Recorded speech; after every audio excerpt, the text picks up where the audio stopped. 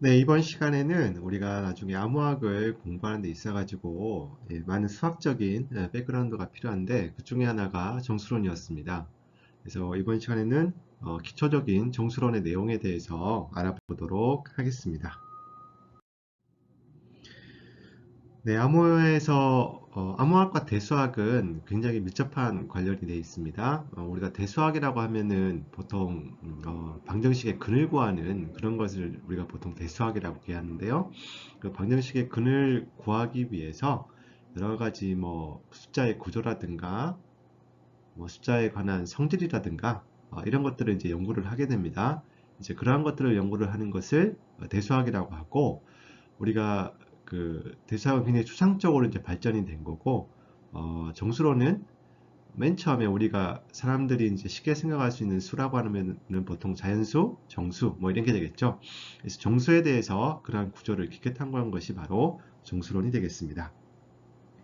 우선 암호에서 사용되는 대수적 구조에 대해서 한번 보도록 하겠습니다. 그러니까 결국 현대암호학에서 사용하고 있는 대수적 구조라고 볼 수가 있는데요.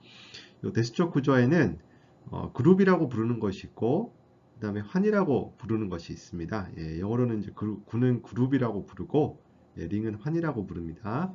그 다음에 필드라고 얘기를 하는 체라고 하는 것이 있습니다. 요 군, 환, 체, 요 세 개지가 이제 대수적 구조의 기본적인 큰 세 개의 종류라고 볼 수가 있는데요. 우리가 이번 그 내용에서는 정수와 관련해서 얘기를 조금 해보려고 하고, 우리가 그 중에서도 요 그룹에 대해서 얘기를 해보고 나중에 필드에 대해서도 알아볼 예정입니다. 그룹에 대해서는 우리가 결국 그룹이라고 하게 되면 뭔가 숫자들이 뭉쳐져 있는 그러한 집합이라고 생각을 하면 되겠죠. 그렇죠? 그럼 그러한 집합에서 연산을 갖다가 어떻게 할 거냐라고 하는 것이 우리의 관심사가 될 텐데요. 그럼 집합이란 것이 어떤 것이 있겠는가를 생각을 해볼 필요가 있겠죠. 그래서 우리가 궁극적으로 얘기를 하려고 하는 것은 두 가지가 되겠습니다. 여기 보면은 GP가 있고 요거 위쪽에 이제 스타라고 이제 붙어가 있죠. 그래서 GP 스타라고 하는 구조에 대해서 알아보려고 하는데, 여기서 P라고 하는 것은 이제 소수가 되겠습니다. 소수일 때 GP 스타에서 이 GP 스타라는 것을 어떠한 숫자들의 집합인 건가? 그리고 그 숫자들 사이 연산은 뭐냐냐? 이런 거에 대해서 얘기를 해보려고 하고요. 바로 아래 거는 P가 이제 소수가 아닐 때 우리가 일반적인 정수, 사실 뭐 정수라고 할 건 없고 이제 자연수가 되겠죠. 자연수인데 소수가 아닌 수니까 합성수가 되겠죠. 그렇죠? 뭐 6이나 10이라든가 뭐 9가 될 수도 있겠고요. 그래서 어떤 두 소수 혹은 세 소수, 여러 소수의 곱으로 표현된 숫자 n에 대해서 GN 스타라고 하는 것은 뭐냐에 대해서 얘기를 해보도록 하겠습니다. 그리고 요 GN 스타에서 스타가 빠지면서 GN이 등장하게 되는데요. 요 GN이라고 하는 것은 이제 환의 한 종류라고 볼 수가 있습니다. 그룹 같은 경우에는 연산이 이제 하나가 정의가 되어 있는 케이스를 얘기를 하는 거고요. 이제 링이라고 하면은 연산이 이제 두 개가 정의되어 있는 케이스를 얘기를 할 거예요. 그리고 이제 이것이 발전돼서 이제 필드까지 얘기를 하게 되는데, 필드라는 것은 환인, 필드라는 것은 링이면서 굉장히 특수한 성질을 가지고 있는 그러한 집합을 얘기를 합니다. 예. 그리고 그 필드의 한 케이스로서 우리가 GP를 다루게 됩니다. 스타가 빠진 거죠. 여기 보시면은 GN 스타에서 스타가 빠졌을 때 GN이 되고, GN이 바로 링이라고 얘기를 했었고요. GP 스타에서 스타가 빠지게 되면은 GP가 됩니다. GP를 우리가 나중에 체라고 하는 것으로서 얘가 어떠한 성질을 가지고 있는지를 얘기를 하게 되겠습니다. 그래서 우리가 뭐 대수적 구조라고 하면은 뭐 군도 있고 뭐 환도 있고 체도 있는 사항인 건데, 우리가 요 기초 암호학 시간에서는 요 군환체에 굉장히 여러 가지 종류가 있고 굉장히 다양한 그 집합이 있는데, 그 중에서 우리가 대부분의 것들은 쳐다보지는 않을 거고, 우리가 지금 기본적으로 필요한 것은 이렇게 요 네 가지 집합에 대해서 이해를 하면은 크게 무리는 없습니다. 그리고 나중에 우리가 타원곡선 암호를 다루게 되면은 타원곡선 그룹이라고 하는 것을 정의를 하게 됩니다. 그래서 여기 GP스타하고 GN스타 외에 우리가 나중에 타원곡선 그룹이라고 하는 그러한 대수적 구조에 대해서 나중에 공부를 하도록 하겠습니다. 네, 순서입니다. 순서는 우선 우리가 나머지 정리에 대해서 얘기를 할 거예요. 그 다음에 모듈 현상과 합동에 대해서 얘기를 할 거고, 그 다음에 앞에서 우리가 얘기를 했었죠. GN하고 GN 스타라고 하는 집합이 도대체 뭔지에 대해서 얘기를 할 겁니다. 사실은 우리가 이 강의를 통틀어서 우리가 목표로 하고 있는 건 어떠한 거냐면은, 목표로 하고 있는 거는 모듈러 연산이 되겠어요. 우선 모듈러 연산을 잘 할 수가 있어야 되겠습니다. 모듈러 연산에 대해서는 우리가 공부한 적이 있습니다. 그렇죠? 바로 모드 26 이런 거 계산한 적이 있었죠. 그렇죠? 그래서 이 모듈러 연산이 어떻게 정의가 되는 거고 그 성질이 뭐냐라고 하는 것이 일단 첫 번째로 우리가 알아보려고 하는 거고, 요 두 번째는 이게 이제 모드 n으로 바뀌게 됐을 때 어떻게 되려고 하느냐에 대한 얘기가 될 거고요. 그래서 모드 n일 때가 바로 GN하고 GN 스타 얘기가 되는 거라서 요 두 집합이 어떠한 성질을 가지고 있고 어떠한 원소로 구성되어 있느냐, 요 두 가지를 아는 것이 오늘 강의의 핵심이라고 얘기를 할 수 있겠습니다.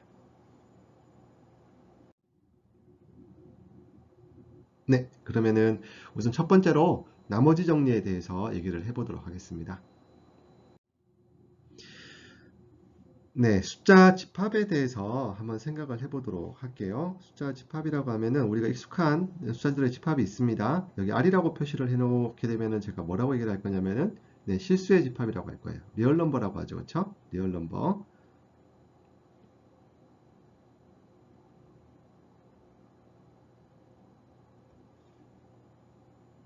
그 다음에 요 G라고 적혀 있는 거는 정수의 집합이라고 얘기할 거예요. 정수의 집합은 뭐죠?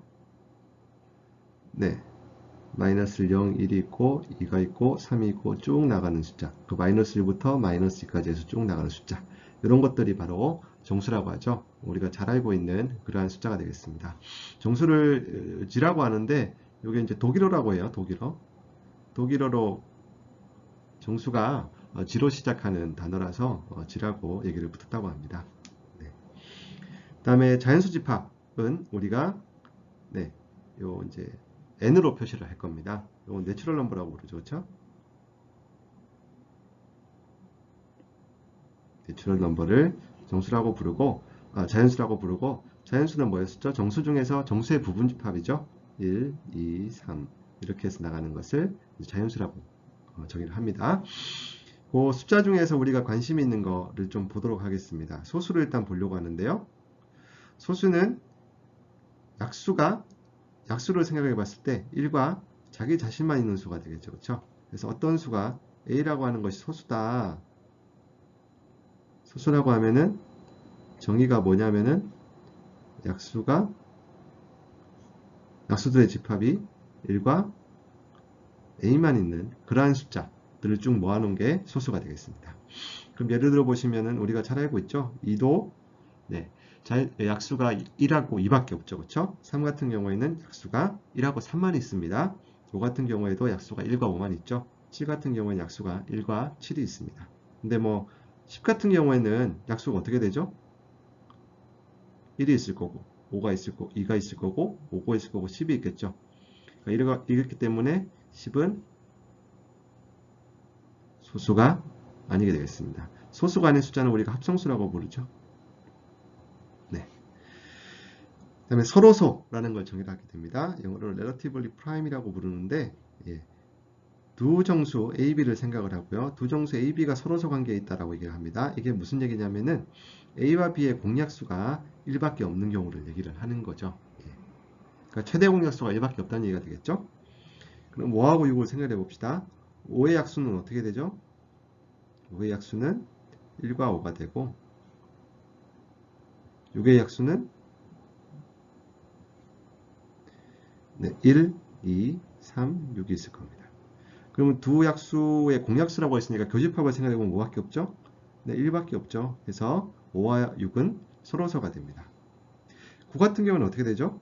9 같은 경우에는 약수가 1, 3, 9 이렇게 세 가지가 있고, 14 같은 경우에는 1, 2, 7, 14 이렇게 있습니다. 그래서 공약수가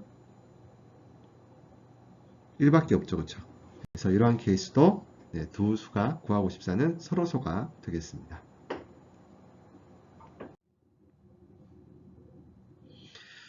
자, 이제 우리 집합과 연산에 대해서 보도록 하겠습니다. 우리가 집합을 생각하게 되면은 그 집합의 원소 간에 어떻게 연산을 할 거냐를 갖다가 생각을 할 수가 있는데요. 아마 여러분들 여기 있는 내용은 아마 고등학교 때 이미 배웠던 걸로 제가 알고 있습니다. 기초적인 집합론에서 우리가 얘기를 했던 거죠. 그렇죠?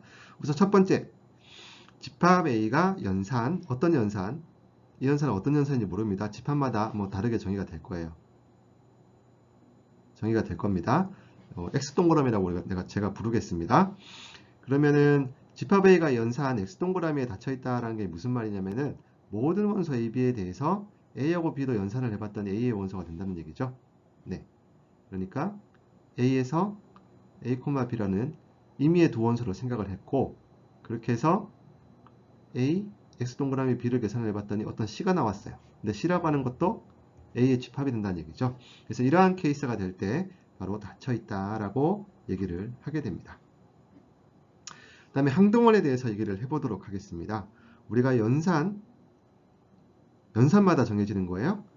연산에 대해서 집합 A의 원소 E가 항등원이다 라고 했을 거예요. 그러니까 어떤 연산이 지금 정의가 되어 있는 거고 집합 A도 지금 정의가 되어 있는 거예요. 그중에서 우리가 항등원 1을 생각을 할 텐데 1이라고 하는 것도 A의 원소죠. 그렇죠? A의 원소가 아니면은 안 되겠습니다. 이 말이 무슨 말이냐면은 네, 모든 원소 A에 대해서 A하고 2를 연산을 해봤더니 A가 된다는 거죠. 그러니까 1이라고 하는 것이 A를 변화시키는데 아무 영향을 안 준다는 얘기가 되는 거죠. 마치 우리가 정수에서 0하고 역할이 똑같은 거죠. 1이라고 하는 건 정수에서는 0이 되겠습니다.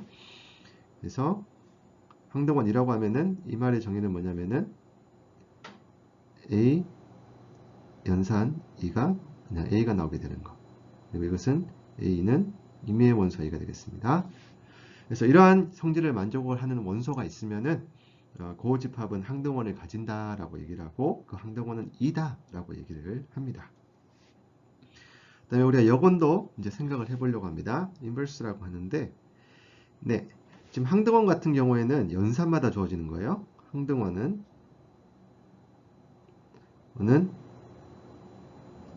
이 집합하고 연산마다 주어지게 되는 거고, 역원은 무슨 얘기냐면은 역원은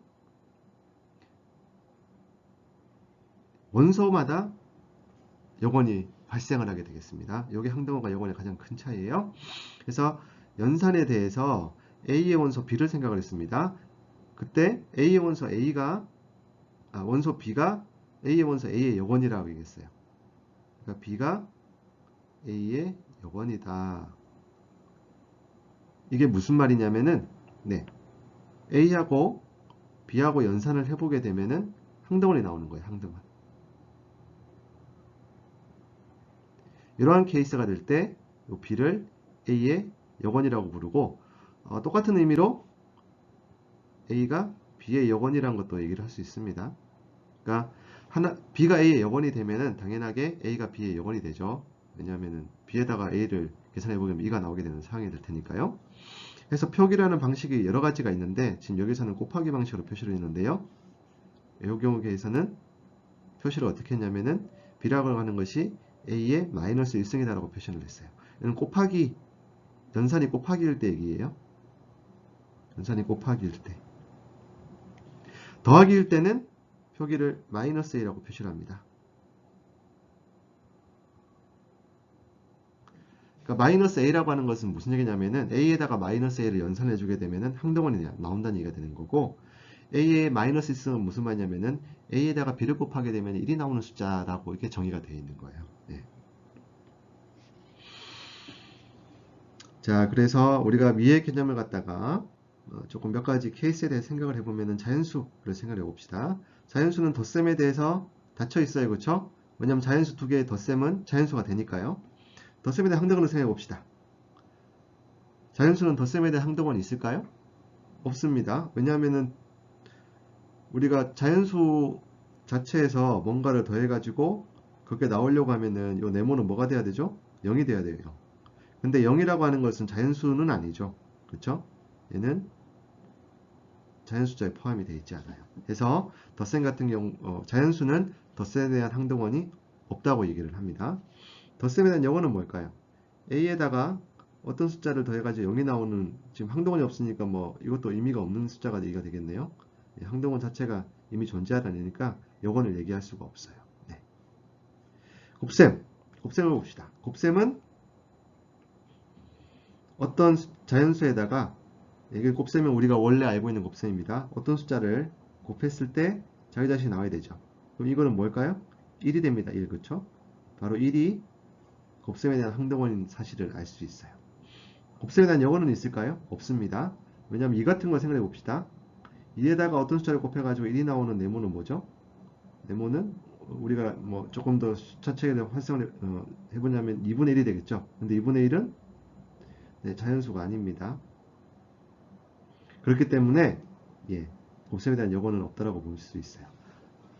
곱셈에 대한 여건이 있는 숫자는 단 하나밖에 없죠. 그렇죠? 자연수에는 1밖에 없습니다. 그렇죠? 그래서 모든 숫자에 대해서 곱셈에 대한 여건이 존재할 때 우리가 고집합은 그 곱셈에 대한 여건을 가진다라고 얘기를 합니다. 그 다음에 정수를 봅시다. 정수는 덧셈에서 닫혀 있죠. 두 정수의 덧셈은 정수가 되니까요. 덧셈에 대한 항등원이 있을까요? 네. 어떤 정수 A에다가 0을 더하면은 자기 자신이 나옵니다. 그렇죠? 그래서 덧셈의 항등원은 0으로 존재하게 됩니다. 덧셈되면 영어는 있을까요? 네, 정수에서는 우리가 마이너스 A라고 표시를 하죠. 그렇죠? 그래서 1에다가 예를 들어서 1에다가 마이너스를 더해주면 0이 되는 거죠. 역시 A에다가 마이너스 A를 더하게 되면 0이 됩니다. 그리고 마이너스 A라고 하는 것은 정수에 포함이 되죠. 어떤 정수에 마이너스 1을 곱한 거는 역시 정수입니다. 그렇죠? 그래서 덧셈에 대한 요건을 가지고 있습니다. 곱셈은 어떨까요? 곱셈은 닫혀 있죠. 두 정수의 곱은 A, B라고 표시를 하는데 정수에 들어갑니다. 곱셈에 대한 항등원은 있을까요? 어떤 어떤 정수에다가 1을 곱하게 되면은 자기 자신이 나오죠. 그래서 곱셈에 대한 항등원 1을 가집니다. 여건은 있을까요? 네, 1을 생각해 봅시다. 2에다가 2분의 1을 곱해야지 1이 되는데 2분의 1 자체는 이건 정수 아니죠. 유리수입니다. 그래서 곱셈에 대한 여건은 없다라고 얘기를 할 수가 있겠습니다. 마지막 실수에 대해서 보도록 하십시다. 실수, 두 실수 A 더하기 B는 역시 실수가 됩니다. 그렇죠? 그래서 닫혀있는 사항은 맞아요. 덧셈 항등원을 봅시다. 항등원은 A에다가 실수 A에다가 0을 더하면은 자기 자신 A가 됩니다. 그래서 덧셈의 항등원 0이 되겠죠.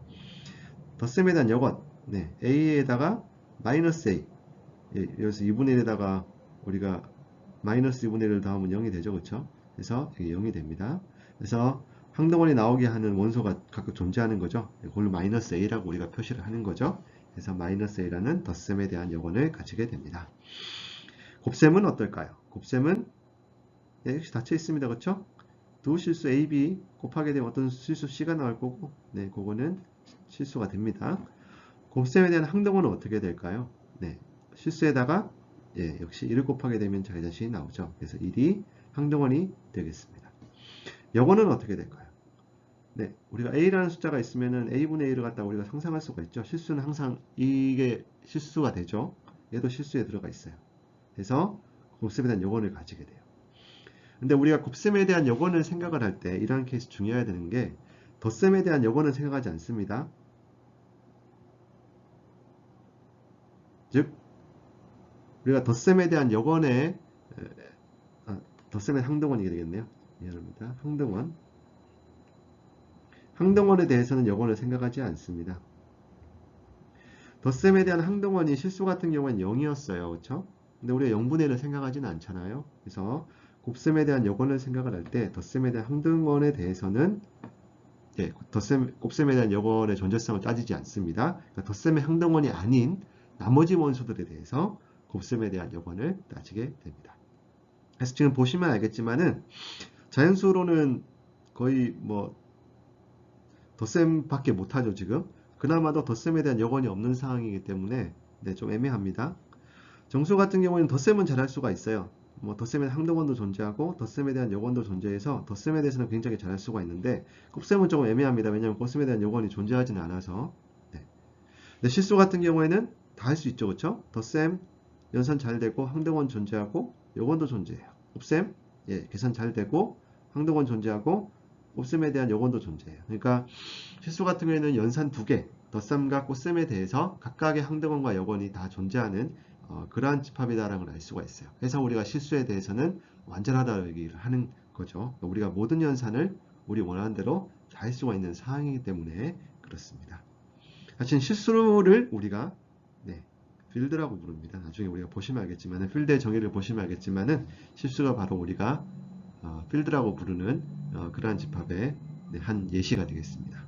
필드에 대한 감이 잠깐 오시죠? 결국 사실 곱셈에 대한 여원이라는 것이 나눗셈이랑 비슷한 얘기가 되는 거거든요. 그래서 실수 같은 경우에는 사측 연산이 가능하다고 얘기를 하잖아요. 그렇죠? 그래서 덧셈 되고 덧셈에 대한 여원이 존재하니까 뺄셈 되는 거고요. 곱셈이 되는 거고 곱셈에 대한 여원이 존재하니까 나눗셈이 가능하다라고 보통 얘기를 하는 겁니다. 그래서 필드는 그 사측 연산이 잘 되기 때문에 되고 얘기를 하고 그렇게 사측 연산 같은 것이 잘 되는 것을 바로 필드라고 부르겠습니다. 네, 이번에는 우리 그 서브 파트의 굉장히 핵심인 나눗셈 정리에 대해서 알아보도록 하겠습니다. 사실 나눗셈 정리는 여러분들 이미 잘 알고 있는 거예요. 여러분들 나눗셈 다 계산을 하실 수 있잖아요. 그죠? 그래서 그거를 그냥 뭐 이렇게 굉장히 형식적으로 쓴 거라고 그냥 생각하시면 되겠습니다. 우리가 나눗셈을 얘기를 할 때 이제 두 정수로 생각을 합니다. A하고 B는 정수고요. A하고 B는 정수고 우리가 A를 B로 나눈 걸로 생각을 할 거기 때문에 지금 우리 나누기 0에 대해서 생각을 하진 않으니까 B는 0이 아니라고 얘기를 하겠습니다. 그때 우리가 그러면 A 나누기 B를 생각할 수가 있죠. 그렇죠? A 나누기 B를 생각을 할 수가 있고 그때 우리가 A 나누기 B를 했었을 때 뭘 얘기를 하죠? 몫이 Q이고 나머지가 R이다 라고 얘기를 하죠. 그렇죠? 그걸 어떻게 쓰죠? A라고 하는 것은 B 곱하기 Q 더하기 R 이런 식으로 씁니다. 그렇죠? 사실 그 얘기를 하고 있는 거예요. 지금. 그래서 A라고 어떤 정수 Q하고 R이 존재하는데 하나를 몫이라 부르고 하나를 나머지라 부르는 거죠. 그렇죠? 그렇게 되면은 당연하게 A는 BQ 더하기 R로 표시가 될 거고 그리고 우리가 나머지는 어떻게 생각을 하나요? 그래서 우리가 나머지라고 할 때 나머지는 어떻게 계산하면 되죠? 나머지의 범위가 어떻게 되죠?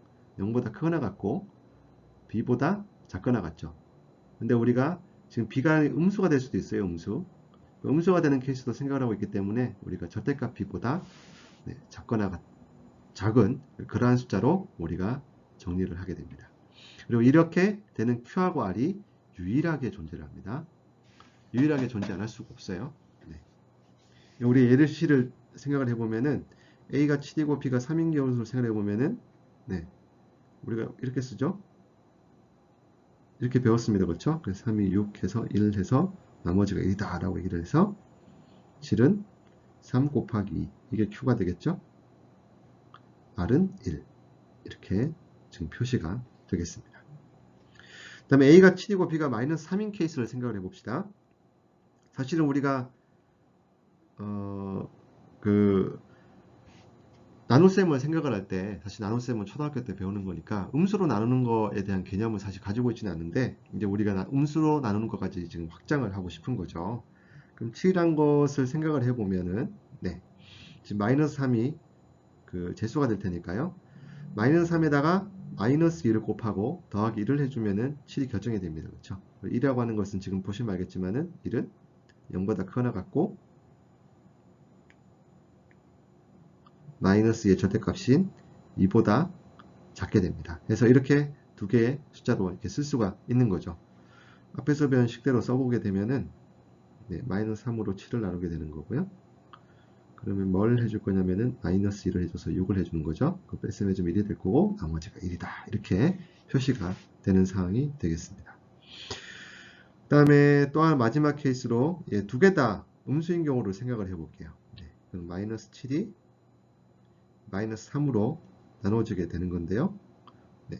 그러면은 3을 곱해보게 되면 마이너스 9가 나올 거고 이 두 개를 빼게 되면 2가 되겠죠. 그래서 2라고 하는 것은 지금 0보다 크거나 같고 마이너스 3의 절대값인 3보다 작은 거니까 여기서 이제 끝나게 되는 거죠. 그래서 몫이 3이고 나머지가 2다 라고 얘기를 할 수가 있겠습니다. 네, 그러면 이제 본격적으로 우리가 이 모듈러 연산에 대해서 알아보도록 하겠습니다. 쉽게 말해서 우리 모드 n 요거가 어떻게 계산이 되고 어떠한 성질을 가지고 있는지에 대해서 얘기를 해보도록 하겠습니다. 네, 모듈러 연산이라는 것은 우리가 어떤 케이스에서 얘기를 하냐면은 왜 이런 얘기를 하냐면은 특정 범위로 연산 결과를 한정하고 싶어서 그런 거예요. 우리가 실수 연산이든 뭔 연산을 하게 되면은 잘못하면은 연산 결과가 끝없이 커질 수가 있죠, 그렇죠? 그래서 뭐 2의 백승부터 곱하기 2씩 해나가게 되면 계속 커지게 되는 거잖아요. 근데 우리가 컴퓨터라고 하는 것은 그 안에 뭐 메모리라든가 이런 것이 한정되어 있는 상황이 되는 거죠. 우리가 무한정으로 큰 숫자를 우리 컴퓨터의 메모리 위에 올려둘 수가 없어요. 그러니까 연산이 안 된다는 거죠. 읽을 수도 없고 쓸 수도 없는 상황이 될 겁니다. 그래서 그 컴퓨터 같은 경우에는 우리가 사람의 머리는 무한대라는 개념을 가지고서 아주 추상적으로 뭔가 계산을 낼 수가 있지만은 컴퓨터는 그렇게 할 수는 없기 때문에 우리가 적절하게 연산 같은 걸 해줄 숫자들의 바운드를 줘가지고 그 연산의 바운드가 이렇게 되기 때문에 뭐 그거에 맞게끔 프로그래밍을 하는 것이 좀 필요한 사항이 되겠죠. 그렇죠? 그래서 모듈러 연산이라고 하는 것은 그러한 관점에서 봤을 때 연산을 갖다가 바운드 시키는 관점에서 봤을 때 아주 자연스러운 연산이라고 볼 수가 있겠습니다. 왜 그런지에 대해서는 좀 이따 말씀을 드릴게요. 뭐 힌트를 드리자면은 우리 여러분이 이미 알고 계시긴 하겠지만은 마드 26 연산을 보게 되면은 우리가 뭐 예전에 시자어머 같은 경우에 어, 그 메시지를 0부터 25까지로만 해놓고 나서 거기다 연산을 해주고 난 결과를 갖다가 나누기 26을 해가지고 그 나머지 값으로만 다 연산 결과를 썼었잖아요, 그죠? 그래서 연산을 어떻게 하든 간에 항상 연산의 결과가 0과 25, 요 사이, 요 숫자들로만 이제 구성이 된다는 사실을 알 수 있어요. 그러니까 연산을 했을 때 계속 커질 수도 있지만은, 모드 26 연산 때문에, 그 결과값이 어느 범위 내로만 한정이 된다는 얘기가 되는 거죠. 그래서 그런 식으로 모드 연산을 정의를 하게 됩니다. 네, 일단 몇 가지 개념에 대해서 좀 정의를 해보도록 하겠습니다. 네, 정수 B가 A의 약수다. 정수입니다, 정수. 정수비가 정수 A의 약수다라고 하면 우리가 이런 식으로 표시를 하겠습니다. 그래서 3이라고 하는 것은 6을 나누죠. 그쵸? 3 곱하기 6이고 4도 4 곱하기 3이 10입니다. 그래서 이런 식으로 표시를 할 수가 있겠습니다. 그럼 이러한 약수를 이렇게 표시한다라고 하고 나서 우리가 합동이라는 것을 정의를 합니다. 합동. 컨그런트라고 부르는데요. 컨그런트. 네, A하고 B가 두 개의 임의의 정수라고 하겠습니다. 그리고 N이라고 하는 것은 이보다 큰 정수라고 할게요. 네, 1일 때는 너무 트리비얼해서 얘기할 게 없고 마이너스 때도 지금 생각하지는 않겠습니다. 이보다 크거나 같은 정수만 일단 생각하겠습니다. 그러면은 A하고 B가 마다인으로 같다라고 얘기를 합니다. A하고 B가 마다인으로 같다라고 얘기를 하고 여기 지금 보시면은 등호가 아니라 뭔가 이렇게 세 개로 지금 표시가 되어 있는 걸 볼 수가 있는데 요 기호 자체는 그렇게 중요한 얘기는 아니고요. 나중에 그냥 요거는 우리가 그냥 이렇게 같다라고 먼저 표시를 할 겁니다. 그건 좀 이따 얘기를 드리겠습니다. A하고 B가 마다인으로 같다라고 얘기를 하게 되면 무슨 얘기냐면은 A 빼기 B를 해봤어요. A 빼기 B를 해봤더니 N을 약수로 가지는 거. 그러면 A 빼기 B가 N을 약수로 가지니까 당연하게 이거는 성립을 하겠죠. 그렇죠? B 빼기 A가 뭐 N을 약수로 가질 겁니다. 그래서 A가 B 마드 N이다 라고 하면은 그 정의가 뭐냐면은 우리가 어떻게 정의를 할 거냐면은 A 빼기 B가 N을 약수로 가진다. 이렇게 정의를 할 거예요. 그럼 이 말은 무슨 말이냐면은 A와 B가 N으로 나눈 나머지가 같다는 얘기가 되는 거죠. 네. 그래서 이렇게도 정의를 할 수가 있습니다. 이거 전부 똑같은 얘기입니다. 그죠? 그래서 나머지가 같은 숫자끼리 지금 생각을 하겠다는 얘기가 되는 거예요, 결국은. 그러면 생각을 해보면은, 7은, 마더 5로 2가 된다라고 얘기를 할 수가 있겠죠. 왜냐면 7을, 5라고 하는 것은 7 빼기 약수가 되니까요. 그쵸? 그 다음에, 마이너스 7과 3도 마더 5로 같다라고 적혀 있는데, 이게 왜 그러냐면은, 5라고 하는 것이 마이너스 7에서 마이너스 3을 뺀 거, 여기 마이너스 10이니까요. 마이너스 10은 5를 약수로 갔죠. 그쵸? 그래서, 우리 이 얘기를 할 수가 있겠습니다. 이거를 갖다가 우리나라 말로 좀 쓰면은 사실 일본식 표현인데 7과 2는 법 5로 합동이다 라고 얘기를 합니다. 굉장히 잘 와닿지 않는 그런 표현인데 합동이라고 얘기합니다. 이게 바로 합동을 표현하는 그런 표시입니다. 사실은. 그래서 법이라고 하게 되면은 여기 있는 마드n을 되겠죠. 그래서 지금 요 합동식에 따르면은 A와 B가 법 N으로 합동이다 라고 얘기를 하게 되는 거죠. 그리고 영어로 표시하게 되면은 A is congruent to 모듈로 5 라고 얘기를 합니다. 둘 다 참 얘기를 하기가 참 어려운 표현이에요, 사실은. 그래서 우리 수업에서는 아래와 같이 그냥 표시를 하겠습니다. 7은 모두 5로 2다. 혹은 7과 2는 mod 5로 같다. 이런 식으로 얘기를 하겠습니다. 훨씬 더 조금 와닿는 표현이죠. 그리고 우리가 합동이라고 할 때 이렇게 써서 썼는데 한 개 더 쓰기도 좀 귀찮으니까 그냥 두 개로 표시하겠습니다. 그래서 7은 2, 모두 5로 쓸 거고 이렇게도 쓸 겁니다. 가로도 쓰기가 귀찮아서 이렇게 쓰기도 할 겁니다. 사실은 괄호가 있고 없고 한 거는 조금 엄밀하게 나누면 약간의 차이는 있어요. 사실은 괄호가 없는 거는 굉장히 다양한 의미로 쓸 수가 있어가지고 좀 고민을 해야 되는데 그냥 우리 강의에서는 괄호가 있거나 없거나 헷갈릴 여지가 별로 없기 때문에 그냥 정말로 쓰기 편한 대로 간단하게 쓰는 방식으로 쓰도록 하겠습니다. 그 다음에 우리가 마드, 이래서 마드 5연산으로 하는 걸로 너무 자명하다 라고 하게 되면은 그냥 우리는 7은 2와 같다 라고 얘기를 할 겁니다. 요 뒤에 마드 5가 생략이 된 거죠, 생략. 그래서 이런 식으로 표시를 하도록 하겠습니다. 아마 보통은 제가 이런 식으로 얘기를 드릴 것 같아요. 7과 2는 마드 5로 같다 라고 보통 얘기를 하게 될 것 같습니다. 네, 그러면 요 합동식 계산의 기본 성질이 있는데 계산하는 방법부터 좀 정의를 해보도록 하죠. 네, 계산 방법은 정수처럼 연산하고 나중에 나머지만 계산한다. 무슨 말이냐? A 더하기 B가 있으면 정말 A 더하기 B를 계산할 거예요. 정수에서. 그 다음에 A 더하기 B를 N으로 하나 나머지를 생각할 수 있겠죠. N으로 나눈 나머지를 R이라고 칩시다. 그러면은 무슨 말이 되죠? A 더하기 B mod N은 R이 되는 거죠. 그렇죠? 그래서 이렇게 쓸 수가 있습니다.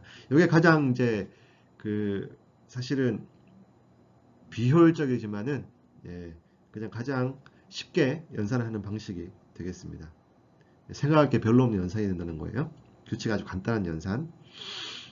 곱하기에 대해서도 더하기 대신에 A 곱하기 B를 연산을 해주고 C를 연산해 줄 거예요. 이건 정수죠, 정수. 정수 다음에 C를 마다 N을 계산을 할 겁니다. N으로 나머지를 계산해 주게 되는 거죠. 그 다음에 또 한 가지 이렇게 하면은 이렇게 계산을 해도 상관은 별로 없어요. 그래서 계산해 보면은 20 더하기 2를 마드 5를 해주는 거는 21을 일단 계산을 한 다음에 20 더하기는 22가 되죠. 걔를 나누기 5로 해주는 거죠. 그러면 2가 나머지가 될 테니까 지금 우리는 이렇게 자명하다 보니까 이걸 아예 생략을 한 겁니다. 지금.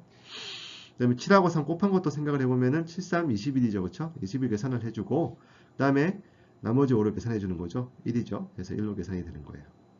add 5 이렇게 되는 거고 그 다음에 중간에 나머지로 바꾼 다음에 계산해도 무방합니다. 무슨 말이냐면 위에는 일단 앞에 있는 숫자를 다 계산해 준 다음에 add 5 연산을 해줬었는데 그렇게 할 필요 없이 우리가 이거 계산한 다음에 해줄 필요가 있는 게 아니라 각각의 항에 대해서 add 5 연산을 한 다음에 계산할 수도 있다는 얘기예요. 그럼 20 같은 경우에는 5로 나온 나머지가 0이니까 0으로 계산되겠죠. 그렇죠? 20은 0입니다. 2는 뭐 더해줄 거 없죠. 2로 그냥 나올 겁니다. 그럼 나머지는 20 더하기 2 마드 5는 0 더하기 2하고 같습니다. 결국은. 그래서 2로 계산할 수가 있어요. 이게 조금 더 우리가 효율적으로 계산할 수 있는 방식이 되겠죠. 아무래도 큰 수를 곱하거나 더하고 하는 거는 우리 머릿속으로도 좀 힘들고 계산기를 동원을 해야 될 때가 많아요. 근데 나머지로 마드 5 연산을 해가지고 마드 5니까 우리가 나머지는 0, 1, 2, 3, 4로 표시할 수 있으니까 모든 숫자가 0 아니면 0이나 0, 1, 2, 3, 4로 이제 표시할 수 있다는 얘기 되니까 훨씬 작은 숫자로 제한을 둘 수가 있다는 얘기가 되는 거죠. 그럼 작은 숫자를 연산하는 걸 우리가 훨씬 더 쉽게 할 수 있으니까 이렇게 큰 숫자는 마드 연산을 해주고 난 다음에 그 다음에 연산을 해주는 것이 효율적입니다. 7 곱하기 3 마드 5도 봅시다. 그럼 7부터 해주는 거예요. 7을 마드 5로 해주면 2가 되는 거죠. 그렇죠? 그래서 2가 계산되는 거고 3은 마드 5 해봐야 뭐 3이니까 이렇게 놔두고 그 다음에 6 곱하기 3은 6이 되겠죠. 그 다음에 6을 마드 5 연산해 주면 1이 됩니다. 그래서 네, 정처럼 계산을 하고 모두 연산해 주는 방법도 있지만은 제가 추천하는 방식은 웬만하면 항별로 마드 5 연산을 하고 마드 n 연산을 하고 난 다음에 그 다음에 다시 연산을 다 계산을 해주고 나서 중간에 또 마드 n 연산을 해주는 거죠. 그러니까 마드 n 연산이 중간에 계속 들어가게 되는 겁니다. 언제 어떤 중앙결합값이 n보다 커지게 되면은 그를 빨리 작은 숫자로 떨어뜨려서 계산하는 게 편하기 때문에 중간중간에 계속 등호가 나올 때마다 연산한 거 마드 n 연산해주고 또 그 연산해준 거 마드 n 연산해주고 이런 식으로 해나가는 것이 우리가 생각하기 편하겠습니다. 그 다음에 기본 성질을 봅시다. 세 가지 기본 성질이 있어요. A와 A는 마드 n으로 같다. 당연하게 되겠죠? 왜냐하면은 n이라고 하는 것은 A 빼기 A가 0이죠. 0의 약수가 되니까요. 모든 숫자는 0의 약수가 되죠. 0을 제외하고 나면은. 그래서 성립하게 되겠습니다.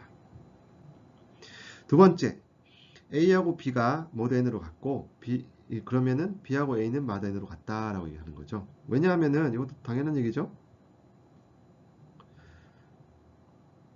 지금 n이라고 하는 것이 요상에 따지면은 A 빼기 B가 n을 약수로 가집니다. 그렇죠? 이 얘기는 뭐하고 똑같냐면은 n이라고 하는 것은 B 빼기 A하고 약수이기도 해야 되는 거니까요. 그래서 이것도 자명한 얘기가 되겠습니다. 그럼 세 번째, A하고 B가 마드 n으로 같고 C하고 D가 마드 n으로 같으면은 우리가 이러한 성질을 가지고 있다고 합니다. 지금 보시면 알겠지만은 우리가 그냥 등으로 그냥 표시를 해볼게요. A는 B이고 C가 D이면은 어떠한 성질이 지금 성립한다는 얘기냐면은 세 가지 성질인데 A 더하기 C가 B 더하기 D다. 그 다음에 A 빼기 C가 B 빼기 D다. 그 다음에 A 곱하기 C가 B 곱하기 D다. 이거 어디서 많이 본 성질이죠. 우리 실수에서 혹은 정수에서 1차 방정식 풀 때 이런 거 많이 썼죠. 그렇죠? 이항을 하고 양변에 같은 수를 더하거나 같은 수를 빼거나 같은 수를 곱하거나 뭐 이런 얘기를 하는 겁니다.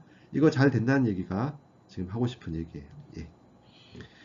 이거는 왜 그렇게 될까요? 하나에 대해서만 일단 생각을 해봅시다. 칸이 모자라니까 좀 지우고요.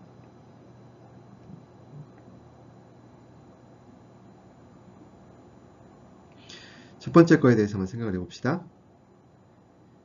A가 B 모드 n이고 C가 D 모드 n이면은 지금 우리가 이것만 보려고 해요.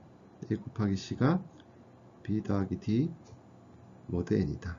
이게 왜 될까? 이것만 지금 보려고 하는 겁니다. A하고 B가 마드 n으로 같기 때문에 A 빼기 B는 n을 약수로 가지죠. 그 말은 무슨 말이냐면은 어떤 수 뭐라고 할까요? C1이라고 할까요? 이렇게 표시가 되겠죠. 그쵸? 그 다음에 C 빼기 D도 어떤 수 C2에 대해서 거기다가 n이 되겠네요. n을 약수로 가지니까 C1, C2는 여기서 정수가 될 겁니다. 하여튼 이런 식으로 표시가 될 거예요. C1, C2가 뭔지는 모르겠지만 이게 표시가 될 겁니다. 그러면 우리 이제 이게 마드n이 된다는 거의 정의상 생각해 보면 되겠지만 이제 A 플러스 C 빼기 B 플러스 D가 n을 약수로 가지느냐의 문제죠. 그럼 이렇게 생각해 봅시다.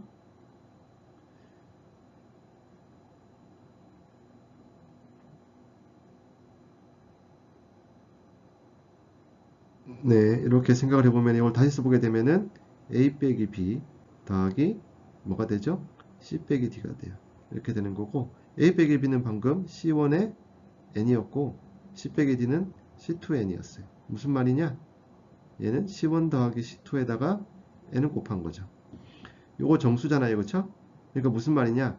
A 더하기 C 빼기 B 플러스 D가 N을 지금 약수로 가진다는 얘기가 되는 거죠. 그래서 첫 번째 요 등식이 성립한다는 얘기를 할 수가 있어요. 나머지 요 두 개의 등식도 비슷한 방식으로 증명을 할 수가 있습니다. 그래서 자연스럽게 성립을 하는 거죠.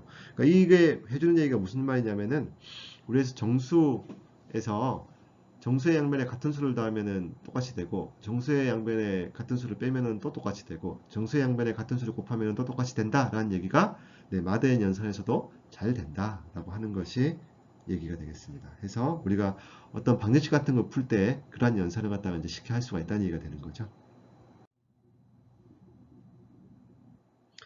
네, 또 한 가지 기본적인 성질을 좀 보도록 하겠습니다. 기본적으로 우리가 정수에서 다루는 성질을 마드 n 연산에서도 똑같이 성립하느냐라는 것을 지금 보고 싶은 겁니다.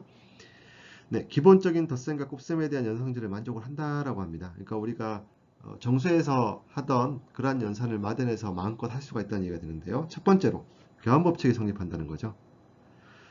교환법칙이 뭐였었죠? 정수에서는 a 더하기 b가 b 더하기 a랑 같았었죠. 그 다음에 a 곱하기 b가 b 곱하기 d랑 같았습니다. 정수에서 인 정수. 요게 마다낼 때도 성립한다는 얘기가 되는 거예요. 그래서 a 더하기 b랑 b 더하기 a가 마다n으로 같다.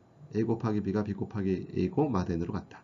이게 되는데 우리가 마다n 연산을 생각을 해보면 방정식이 첫 번째 거 우리 얘기했던 거 어떻게 했었죠? 두 정수를 일단 계산을 다 한 다음에 n에 대한 나머지를 계산하는 거였잖아요. 그러니까 당연히 성립해야겠죠. 왜냐면은 지금 이거 마다n 없이 지금 b 더하기 a랑 a 더하기 b가 같으니까 뭐 양변을 예 n에 대한 나머지도 같아야겠죠. 여기도 a 곱하기 b 곱하기 a 같아야 되니까 정수에서 예, 그 각각의 나머지도 당연하게 같아야 될 겁니다. 그래서 기본적으로 네, 정수에서 우리가 그 만족하는 성질들은 마다n에서 자연스럽게 만족을 하게 됩니다. 그렇죠? 왜냐하면 정수에서 계산을 다 하고 나서 그다음에 우리가 나머지를 생각하면 되기 때문에 그렇습니다.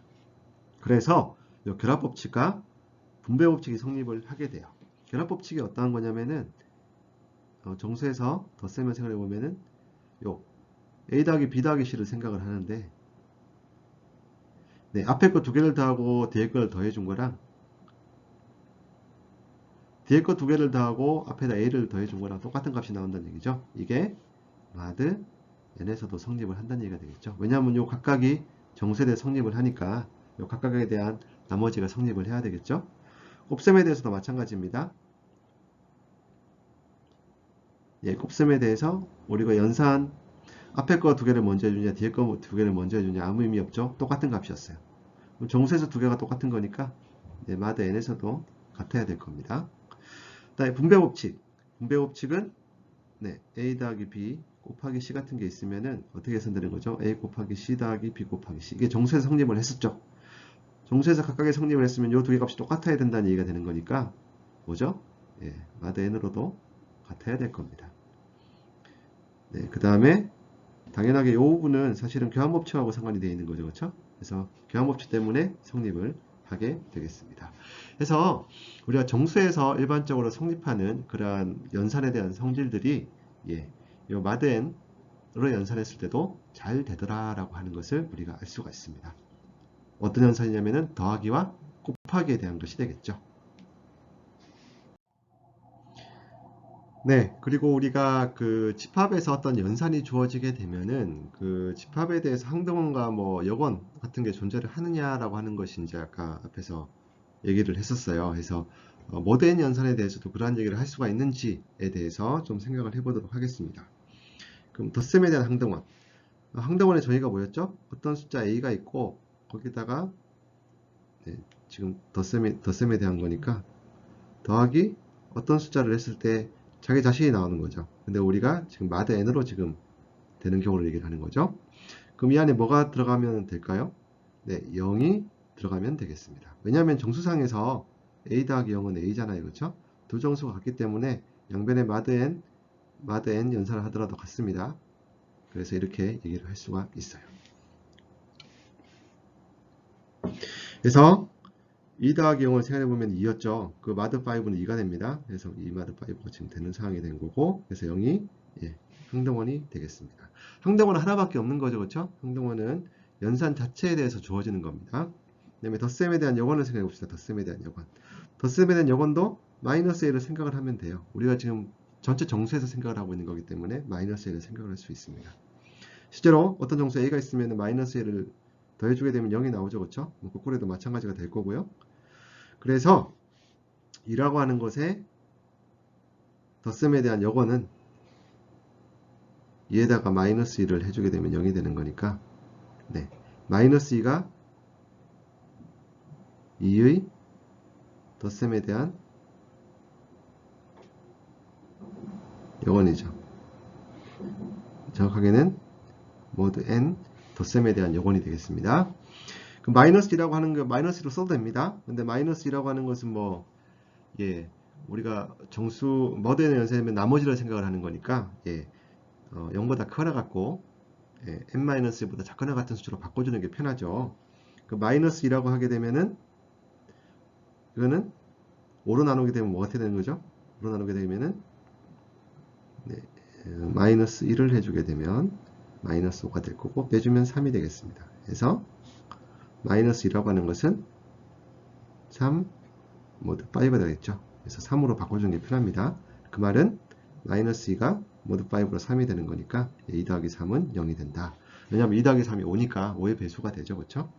그래서 2의 여건은 마이너스 2라고 얘기를 할 수도 있고 마드 5 덧셈으로서의 여건은 마이너스 2라고 얘기도 할 수 있겠지만은 그냥 3이라고 얘기를 해도 되겠습니다. 곱셈에 대한 항등원을 보도록 하겠습니다. 곱셈에 대한 항등원은 정수로 생각해 주게 되면은 1이 되겠죠. 그렇죠? 왜냐하면 a 곱하기 1 곱하기 a를 해주면 똑같이 a가 나오기 때문에 마드 n으로 지금 갖게 되는 상황이 되겠습니다. 그래서 2 곱하기 1 같은 경우에도 뭐 2가 될 거고요.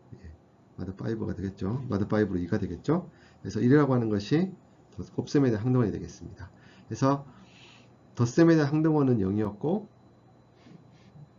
곱셈에 대한 항등원 1이 될 거고요. 덧셈에 대한 요거는 마이너스예요. 그럼 하나만 남았죠. 곱셈에 대한 요거는 뭐냐라고 하는 것이 문제가 될 겁니다. 그것을 좀 생각을 해보도록 하겠습니다. 네, 곱셈에 대한 요거는 이제 생각을 해봐야 되는데요. 근데 곱셈에 대한 요거는 항상 존재하는 것은 아닙니다. 무슨 말이냐? 어떤 경우에는 존재하고 어떤 경우에는 존재하지 않는다는 상황이 되는 거죠. 예시를 통해서 좀 생각을 해보도록 하겠습니다. 우리가 모두 구연산을 생각해 봅시다. 모두 구연산. 일단 존재하는 경우, 2를 생각을 해 봅시다. 2에다가 5를 곱하면은 10이 되고 10은 1, 모두 9예요. 그렇죠? 그리고 모두 9에서의 곱셈에 대한 항등원은 뭐였죠?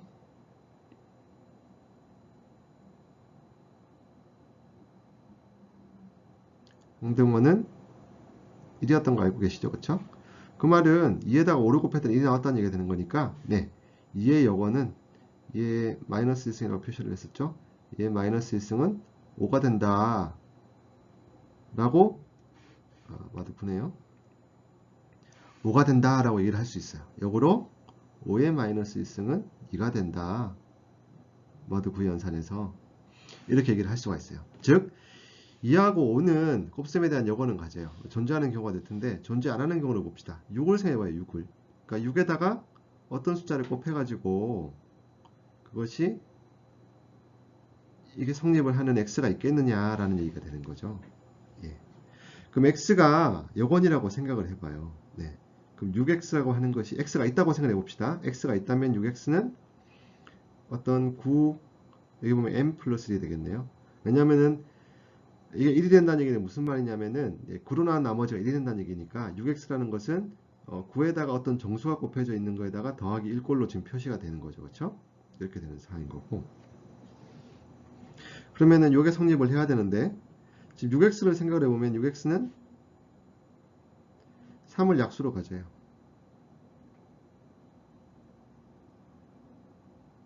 왜냐하면은 6x라고 하는 거는 2 곱하기 3x니까요. 이건 정수에서 생각하는 거예요. 정수에서. 지금 요 6x 자체는 정수입니다. 지금. 3을 약수로 가져요. 근데 9m 플러스 1은 이것도 정수죠. 얘는 3으로 나눈 나머지가 뭐죠?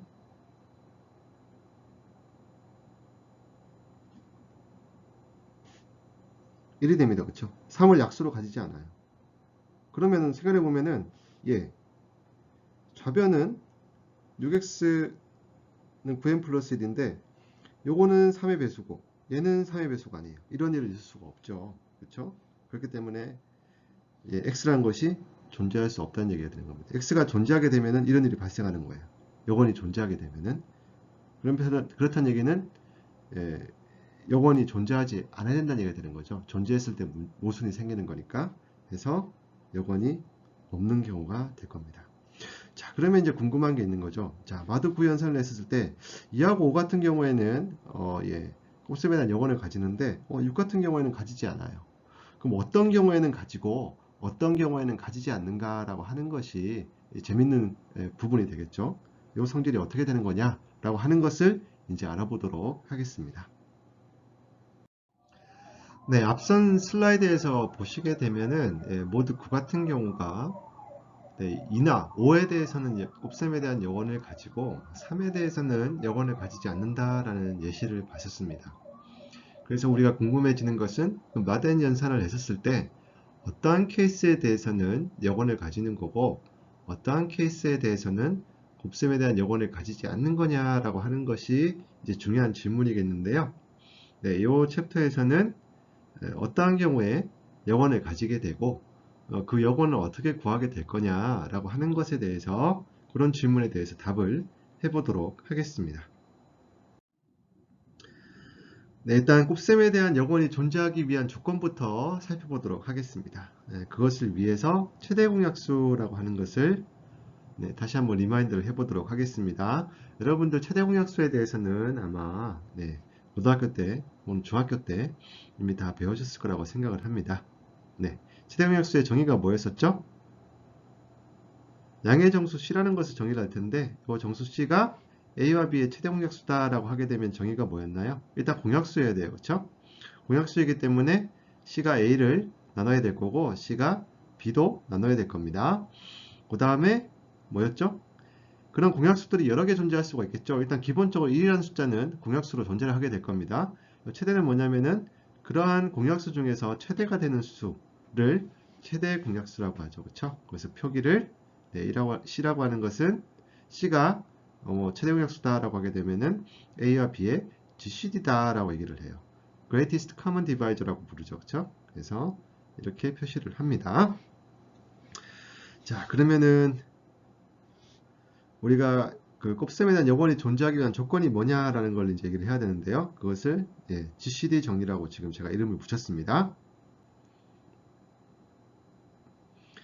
A와 N이 임의의 정수라고 적어보겠습니다. 그리고 D라고 하는 것은 A와 N의 최대 공약수라고 쳐볼게요. 지금 보시면 알겠지만은 A가 우리가 A 모드 N 할 때 그 A고 N이 고 N이 되겠습니다.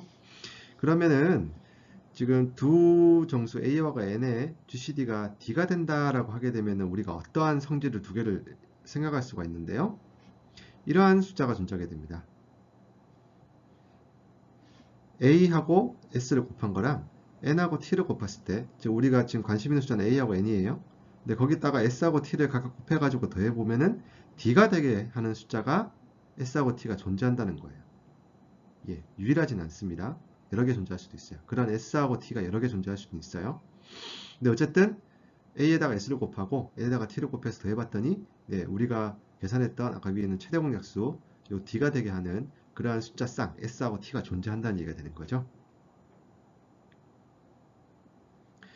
그 다음에 두 번째는 뭐냐면은 이뿐만이 아니라 A와 N을 이와 같은 형식으로 결합을 했을 때 이와 같은 방식이 뭐냐면은 두 숫자 A하고 N이 주어졌을 때 우리가 임의의 숫자 S하고 T를 생각을 할 거예요.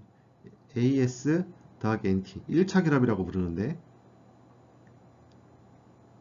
이 1차 결합을 생각을 할 거예요. 모든 ST에 대해서 모든 정수 S와 T에 대해서 요 값을 생각을 해주게 되면은 요게 여러 가지 값을 가지겠죠. 굉장히 여러 가지 값을 가질 겁니다. S하고 T 여러 가지 가질 테니까요. 근데 요 중에서 요 절대값 생각을 할 거예요. 이제 AS 플러스 NT라는 절대값을 생각을 하게 되더라도 여러 가지가 가지겠죠. 그렇죠? 마이너스가 이제 플러스로 변할 뿐이지만은 그러면은 이게 어떠한 성질이 성립하게 되냐면은 AS 플러스 NT가 무조건 D보다는 크거나 같게 됩니다.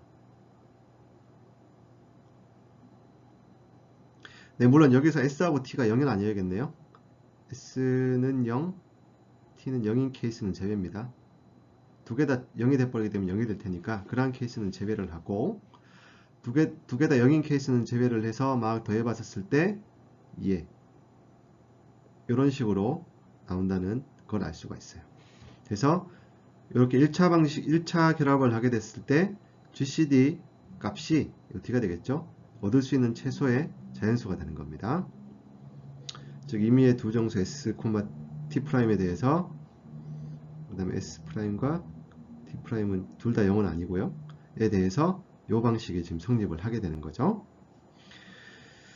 네, 그럼 계산을 해봅시다. 몇 가지 예시. A가 6이고 N이 9일 때 생각해 보면은 GC는 3이 되죠. 그쵸? 6도 3의 배수고 9도 3의 배수인데 네, 이게 최대가 될 겁니다. 그러면 3이라고 하는 것은 6하고 9의 1차 결합을 어떻게 표시할 수 있을까? 네, 마이너스 1과 여기 1. 6에다가 마이너스를 곱하고 9에다가 1을 곱해서 더해보게 되면은 9 빼기 6이니까 3이 된다는 사실을 알 수 있어요. 그래서 여기서 S가 마이너스 1이고 T가 1이 되겠죠. 이렇게 1차 결합을 해주게 되면은 3이 나옵니다. 그 다음에 A가 1180이고 N이 482일 때는 어떻게 되느냐? 두 개의 GCD는 2가 되죠. 그렇죠? 2가 됩니다. 여러분들 뭐 이거는 해보시면 되겠죠? 2가 되고 이게 어떻게 되냐면은 1180에다가 마이너스 29 요게 S가 되겠죠? 그 다음에 T가 71로 놓을 거예요. 해주게 되면은 네, GCD가 계산이 됩니다.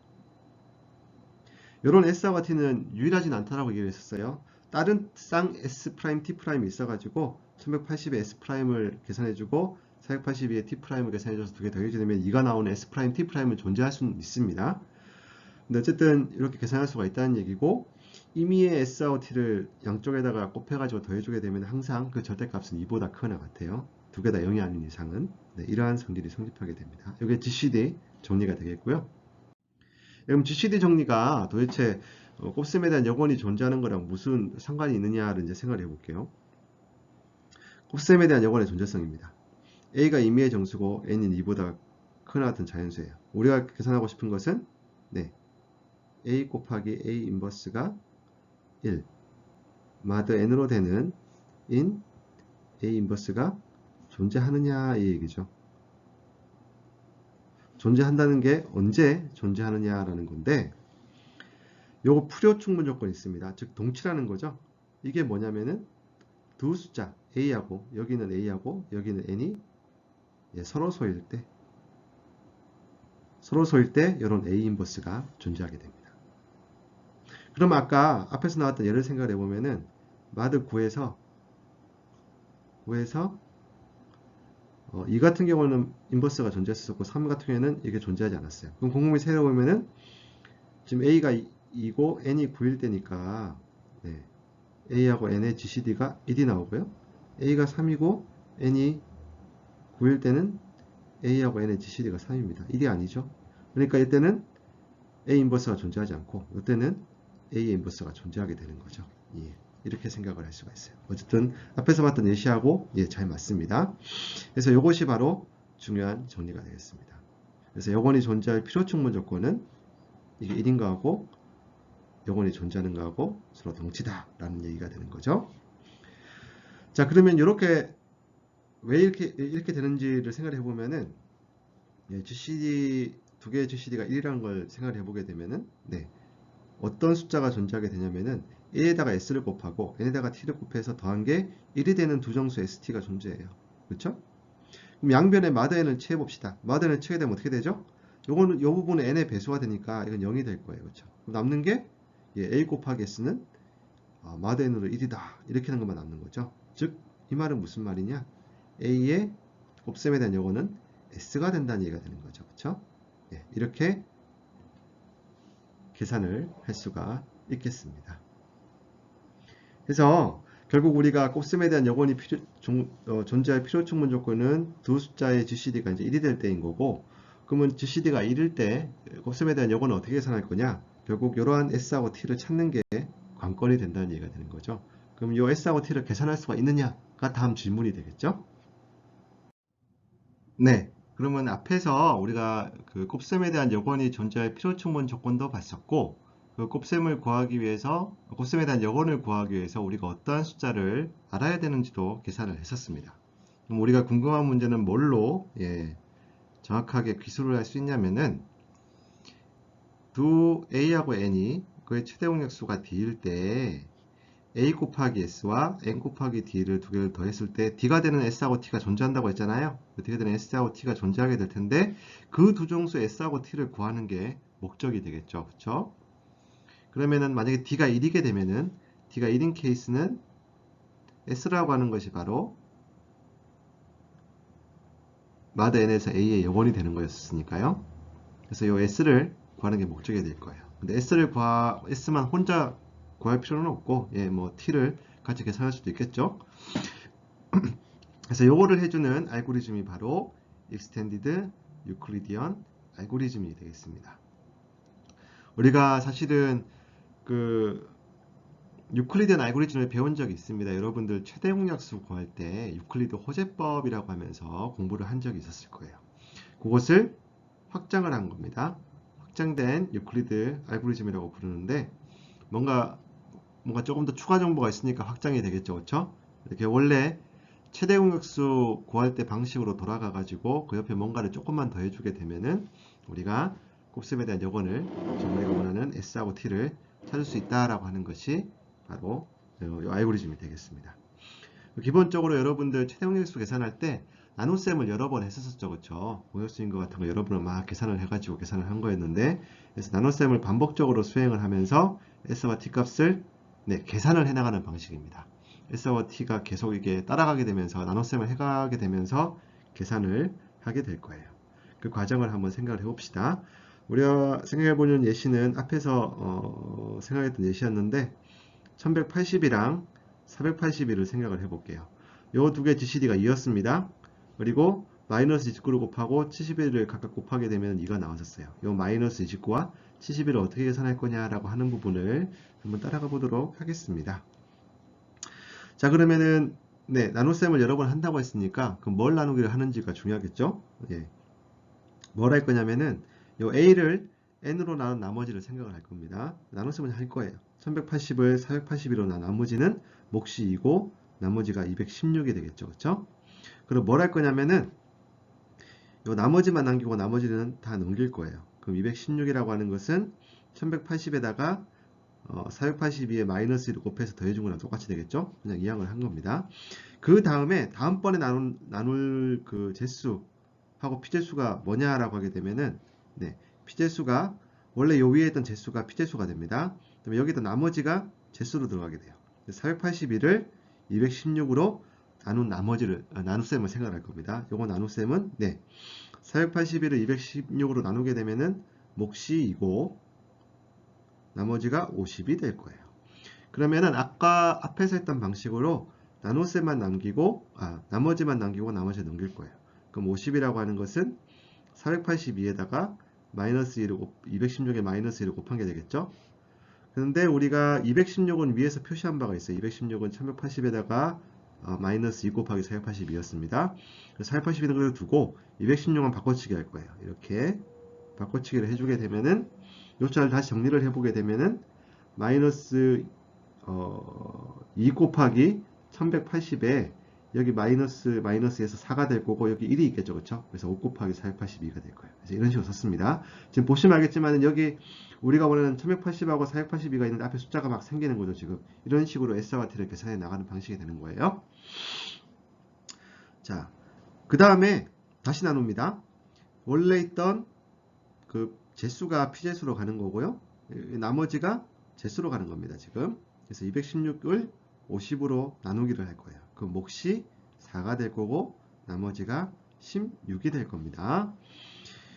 그러면 나머지만 남기고 나머지를 넘기게 되면 16이라고 하는 것은 216에다가 요 4 곱하기 50을 뺀 게 되겠죠. 그렇죠? 이렇게 나올 거고 근데 우리가 위에서 50이란 것은 어떻게 생겼는지 계산을 했어요. 그래서 50이라는 것은 이렇게 계산이 됐었죠. 그렇죠? 그렇죠?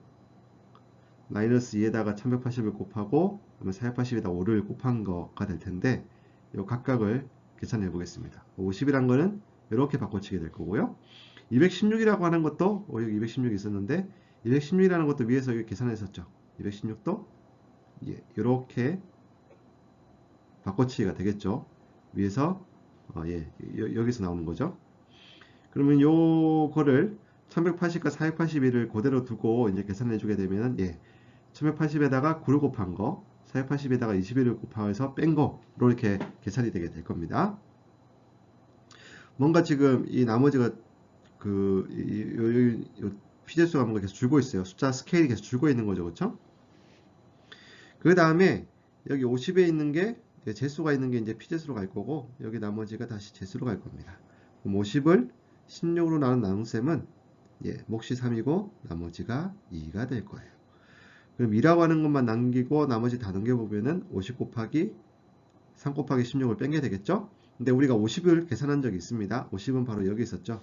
50을 1180과 482에 1차식으로 표시한 게 여기 있었어요. 그래서 그걸로 바꿔주게 되는 거고 여기 16 같은 경우에 위에서 계산했었죠. 그쵸? 바로 요거였습니다. 1180과 482 1차그래프를 표시했던 거 여기 써주게 됩니다. 그럼 각각을 1180과 482를 두고 이제 계산을 해주게 되면은 이렇게 계산이 되겠죠. 그쵸? 1180에 마이너스 29 곱한 거, 그 다음에 482에 71을 곱한 걸로 계산이 될 거예요. 여기까지 계산됐습니다. 지금 다 보시면 알겠지만은 뭔가 계산이 된 것 같죠? 마이너스 29와 71이 나올 거예요. 그리고 우리가 원하는 GCD가 나왔어요. 사실 우리가 GCD를 알게 되면은 이걸로 끝마치면 되는데 우리가 유클리드 알고리즘 자체가 GCD를 계산해 나가는 과정이었죠. 그렇죠? 그러니까 GCD를 계산해 나가면서 우리가 이 GCD를 만족하게 되는 마이너스 29와 71을 계산해 나가는 거예요. 그럼 여기 아직 GCD인지 아닌지는 모릅니다. 지금. 그러면 이제 뭘 할 거냐? 원래 있던 요 피제수가 제수가 피제수로 갈 거고요. 나머지가 제수로 갈 거예요. 그러면은 16은 일어난 나머지는 0이 되죠. 몫은 8이 되고 나머지가 0이 됐죠. 요게 이제 종료가 되는 겁니다. 그래서 이렇게 쭉쭉쭉 어떤 수의 제수가 다시 피제수로 가고 나머지가 제수로 가는 그러한 과정을 계속 반복적으로 거치게 되면은 어느 순간에는 딱 나누어 떨어지는 그 단계까지 가게 되는 거죠. 그럼 그때가 끝이 나게 되는 거예요. 그리고 우리가 원하는 그럼 값은 뭐죠? 그 바로 앞단계 결과죠. 바로 앞단계 1차 결합식이 될 겁니다. 그래서 이 값이 우리가 원하는 값이 되는 거죠. 그래서 GCD는 2고 GCD를 2로 만들게 되는 그 1차 결합에 해당하는 숫자는 마이너스 29하고 71이구나 라고 하는 것을 계산을 해나갈 수가 있어요. 그래서 아무리 큰 숫자라도 이렇게 우리가 나누기를 할 수가 있으니까 나누기를 해나가다 보면은 GCD를 계산할 수도 있고 그 GCD를 만족을 시키게 되는 요 S하고 요 T 값을 계산을 해나갈 수가 있습니다. 얼마나 계산을 해야 되는 거냐라고 하는 거는 뭐 나중에 저희가 다시 한번 더 따져볼 기회가 있으면 따져보겠지만 그렇게 오래 걸리지는 않습니다. 해서 굉장히 빠르게 효율적으로 계산을 해낼 수가 있게 되겠습니다. 자, 그러면 우리가 그 모듈러 N연산에서 곱셈에 대한 요건을 계산해낼 수가 있었어요. 물론 특수한 케이스였지만, 그러니까 우리가 원하는 A란 숫자하고 mod n에서 n 요 두 숫자가 이제 최대 공약수가 1이 될 때 곱셈에 대한 요건을 계산해낼 수가 있어서 이제 우리가 1차 방정식 같은 걸 이제 풀 수가 있습니다. 모두 n으로 표시된 1차 방정식. 그거 어떻게 푸는지 한번 생각을 해보도록 할게요. 기본적으로 유리수에서 1차 방식 풀이가 무사합니다. 유리수에서 1차 방식은 뭐냐면은 ax는 더하기는 b였다. 이거 x가 뭐였었죠? x는 a분의 b로 표시를 했었죠. 사실은 좀 더 우리 정수론틱하게 쓰게 되면은 a의 마이너스 1 곱하기 b 이렇게 표시가 됐었습니다. 그렇죠? 이게 여러분들이 많이 풀었던 유리수 실수에서 1차 방식 풀이였었어요. 이런 거 이제 여기 주변에 이제 모두 n이 있을 때 어떻게 될 거냐라고 하는 것이 이제 우리의 관심사가 될 거예요. 그래서 그거를 생각을 해보면은 a하고 c하고 d가 정수고요. n이 2보다 크거나 같은 자연수입니다. 모두 n을 생각을 할 거니까 n이 2보다 크거나 할 거예요. 그리고 우리가 ax 더하기 c가 d가 되는 거예요. mod n으로 요 값을 만족을 하게 됐을 때 x 값이 뭐냐라고 하는 것을 이제 풀게 될 겁니다. 그러면 자, 곱셈에 대한 여건이 존재하는 경우랑 존재하지 않는 경우가 되겠죠. 그렇죠? 우리 일단은 곱셈에 대한 여건이 존재하는 경우로 생각해 봅시다. 곱셈에 대한 여건이 존재하는 경우란 것은 mod n으로 지금 생각을 하는 거니까 a하고 n의 GCD가 1인 경우에 대해서는 그 곱셈에 대한 여건이 존재했었죠. 그럼 이 경우에서는 유일한 x가 존재하게 됩니다. 유일한 x라는 게 뭐냐? 해가 유일하게 존재한다는 얘기가 되는 거죠. 우리가 그 유리수에 생각해 보면 ax 더하기 ax가 b란 얘기는 그때 x라고 하는 거는 요걸로 유일하게 계산이 되죠. 지금 여기서도 GCD가 이제 1이 되는 경우에서는 유일한 해가 나온다는 얘기가 되겠습니다. 근데 유일한 해는 어떠한 관점이냐면은 x가 0보다 크나 같고 n-보다 작거나 같다는 그 숫자에 대해서만 그 숫자, 그 범위 내에서만 유일하다고 얘기를 하는 겁니다. 왜냐하면 우리 나머지만 지금 생각을 하는 거니까요. 그럼 계산하는 방식은 뭐 비슷합니다. ax 더하기 c가 d라고 해봅시다. 마대는 제가 앞으로 있는 거고요. 그럼 양변에다가 c를 뺄 거예요. 우리 아까 요거 잘 된다는 거 배웠었어요. 그럼 ax는 d 빼기 c가 될 거예요. 마더 n으로. 그 다음에 지금 a라고 하는 것이 곱셈에 대한 여건이 존재한다고 했잖아요. 그렇죠? 그럼 x를 이항을 해버리는 거예요. 그럼 x는 a-1승, 마더 n으로 a-1승입니다. 유클리드 익스텐디드 유클리드 알고리즘으로 계산을 해야겠죠. a 인버스를 계산을 에다가 d 빼기 c를 빼준 걸 곱하게 되면은 x 값이 계산이 되겠죠. 그렇죠? 정확하게 지금 이런 거하고 비슷한 얘기가 되는 겁니다. 그래서 이런 식으로 계산을 해낼 수가 있어요. 그러면 28 x 더하기 3은 5가 마드 75로 했을 때 x의 근이 뭐냐를 생각해 보면은 아까 20 여기 옆에 적혀 있네요. 28에 마드 75로서 곱셈에 대한 여건 67이라고 계산을 해낼 수가 있습니다. 요거 28과 75를 각각 a와 n으로 놓고 나서 유클리드 익스텐드 유클리드 알고리즘을 계산해 나가면 됩니다. 67이 나올 거예요. 그러면은 어떻게 됩니까? 28x 더하기 3은 5 모두 75니까 28x는 2 모두 75가 되고, 그래서 x라는 것은 28의 마이너스 2승에 모두 75가 될 거예요. 28의 마이너스 2승이라는 것이 67이었죠. 69 곱하기 2에 모두 75가 될 거예요. 그럼 이것도 계산을 해야 되는데 이게 134가 될 거고요. 그거는 마드 75로 59가 됩니다. 이렇게 계산을 할 수도 있고, 여러분들 조금 팁을 드리자면은 67 곱하기 2는 좀 큰 숫자잖아요. 그래서 우리가 어떻게 해줄 거냐면은 67이라는 숫자가 좀 큰 숫자가 문제가 되니까 이걸 작게 만들어 줄 겁니다. 근데 어떻게 작게 만들어 줄 거냐? 67을 75로 뺀 것도 모두 75로는 같죠, 그렇죠? 그래서 67이라고 하는 것은 마이너스 8로 이게 성립하게 됩니다, 그렇죠? 67에 75로 뺀 게 마이너스 8인데 67하고 그러면 8하고 더해주게 되면 75가 되는 거니까 여기서 0이 되는 거죠. 그래서 요 식이 성립하게 되는 거니까 얘를 마이너스 8 곱하기 2로 생각을 해줄 거예요. 그럼 마이너스 16이 되는 거죠. 그럼 마이너스 16 마이너스 70으로 해주면 되는 거고, 마이너스이기 때문에 70으로 더해주면 되겠죠. 그러면은 59 마이너스 75가 계산이 되겠죠. 그래서 이런 식으로 뭔가 조금씩 작은 숫자로 변화를 시켜 나가면서 우리가 편하게 나중에 그 계산을 해낼 수가 있습니다. 그러니까 컴퓨터로 계산할 때는 이런 게 문제가 안 되는데, 우리가 사람 손으로 계산해 주게 되면 아무래도 작은 숫자가 좀 편하기 때문에 항별로 뭔가 마드 연산을 갖다 좀 자유조절 활용을 해가지고 작은 숫자들만의 연산으로서 다 바꿔줄 수가 있겠죠. 그래서 이런 식으로 계산할 수가 있을 거고요. 자, 그 다음에 지금 우리가 곱셈에 대한 여건이 존재하는 경우에 대해서는 유일하게 존재한다라고 얘기를 했습니다. 그런데 곱셈에 대한 여건이 존재하지 않으면, 즉 GCD가 1이 아니면 1보다 크게 되면은 여러 해가 두 가지 케이스가 존재할 수 있어요. 여러 해가 존재하는 케이스도 있고요. 해가 아예 존재하지 않는 케이스도 있습니다. 둘 중에 뭐가 될지는 그때 각각마다 달라지게 됩니다. 6x 플러스 6x가 5가 되는 경우로 생각해 봅시다. 6x가 5가 마득으로 성립을 하느냐를 보게 될 텐데, 일단 GCD 6하고 9는 3이기 때문에 6의 인버스라는 건 존재하지 않습니다. 그렇죠? 마득으로 이런 건 존재하지 않아요.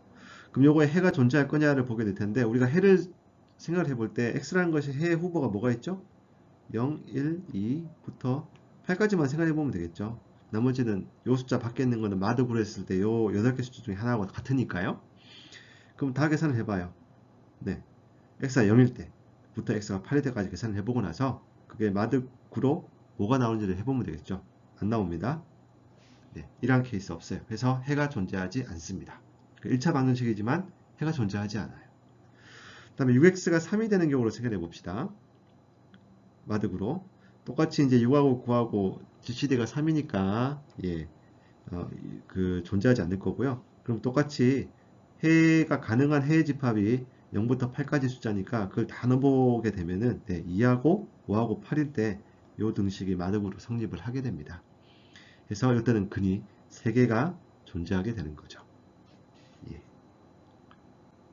그래서 이런 식으로 네, 모듈 연산에서 1차 방정식을 생각해 볼 수가 있고 우리가 관심 있는 것, 우리가 편한 건 뭐가 되겠죠? 네, GCD가 예, 1이 되는 경우, 즉 곱셈에 대한 여건이 존재하는 경우는 아주 뭐 그냥 잘 된다. 근데 그 여건이 존재하지 않는다. 굉장히 이제 지저분해지는 상황이 되는 거죠. 그래서 우리가 관심 있는 거는 결국은 예, 그 여건이 존재하는 경우가 최종 관심사가 아마 될 겁니다. 네, 앞에서까지 모드 n 연산과 그 모드 n 연산에서의 연산의 법칙, 그다음에 곱셈, 특히 곱셈에 대한 요건이 언제 존재하느냐, 뭐 이런 것들에 대해서 공부를 했습니다. 드디어 우리 요 그 관심사죠. 관심이 되는 두 개의 집합, GN하고 GN 스타가 뭐냐에 대해서 이제 알아보도록 하겠습니다. 사실은 앞에서 배웠던 연산을 충분히 이해를 하고 있으면은 GN하고 GN 스타 이해하는 거는 별로 어렵진 않습니다. 결국 집합에 대한 거고 연산은 앞에서 배웠던 마드 N 연산을 그냥 하는 겁니다. 잉여유로라고 하는 개념이 있습니다. 레디드 클래스라고 부르는데요. 마드 5로 다음은 다 같은 숫자라고 볼 수 있어요. 마드 5로라고 하는 얘기는 오르나온 나머지로 다 같은 숫자를 생각을 하는 거예요. 그러니까 뭐 마이너스 5, 마이너스 10, 그 다음에 5, 10, 뭐 15 쭉 나가겠죠. 5의 배수가 될 거예요. 5의 배수. 5의 배수는 오르나온 나머지가 0입니다. 그렇죠? 그래서 5의 배수들은 그냥 0이다 라고 생각을 하게 될 거예요. 그 다음에 5로 나눴을 때 1이 되는 숫자가 있겠죠. 그렇죠? 걔들은 네, 1이다 라고 쓸 거예요. 저희가. 그 다음에 5로 나눴을 때 나머지가 2가 되는 숫자가 있겠죠. 예, 우리 2라고 쓸 겁니다. 5로 나눈 나머지가 2이기 때문에 OK 더하기 3꼴이 있겠죠. 이것도 오르난 나머지는 3이 되겠죠. 그렇죠? 이렇게 쓸 거예요. OK 더하기 4꼴이 있을 겁니다. 오르난 나머지가 4가 될 거예요. 어떠한 정수든 그걸 어떠한 정수 아무 정수 A를 가더라도 걔는 네, 더하기 R이라고 했을 때 R이라고 하는 것은 0 아니면 1 아니면 2 아니면 3 아니면 4 이렇게 표시가 되게끔 되어 있어요. 그러니까 지금 요 꼴은 모든 정수들이 적어도 하나는 표현이 되는 방식이 되는 거죠. 그 모든 정수는 5로 나눴을 때 0이 되는 거, 5로 나눴을 때 그 나머지가 1인 거, 2인 거, 3인 거, 4인 걸로 하나씩 그러니까 묶어지게 된다는 얘기가 되는 거죠. 그래서 이런 것들을 네, 잉여류라고 부릅니다. 그래서 잉여류는 나머지들이 같은 숫자들의 집합이라고 우리가 쓸 거예요. 그럼 이제 감이 오는 거죠. 나머지들이 같은 숫자는 그냥 어떤 숫자로 생각을 하겠다라고 하는 것이 바로 우리의 기본적인 어프로치가 되겠습니다. 그럼 잉여를 어떻게 표시를 할 거냐?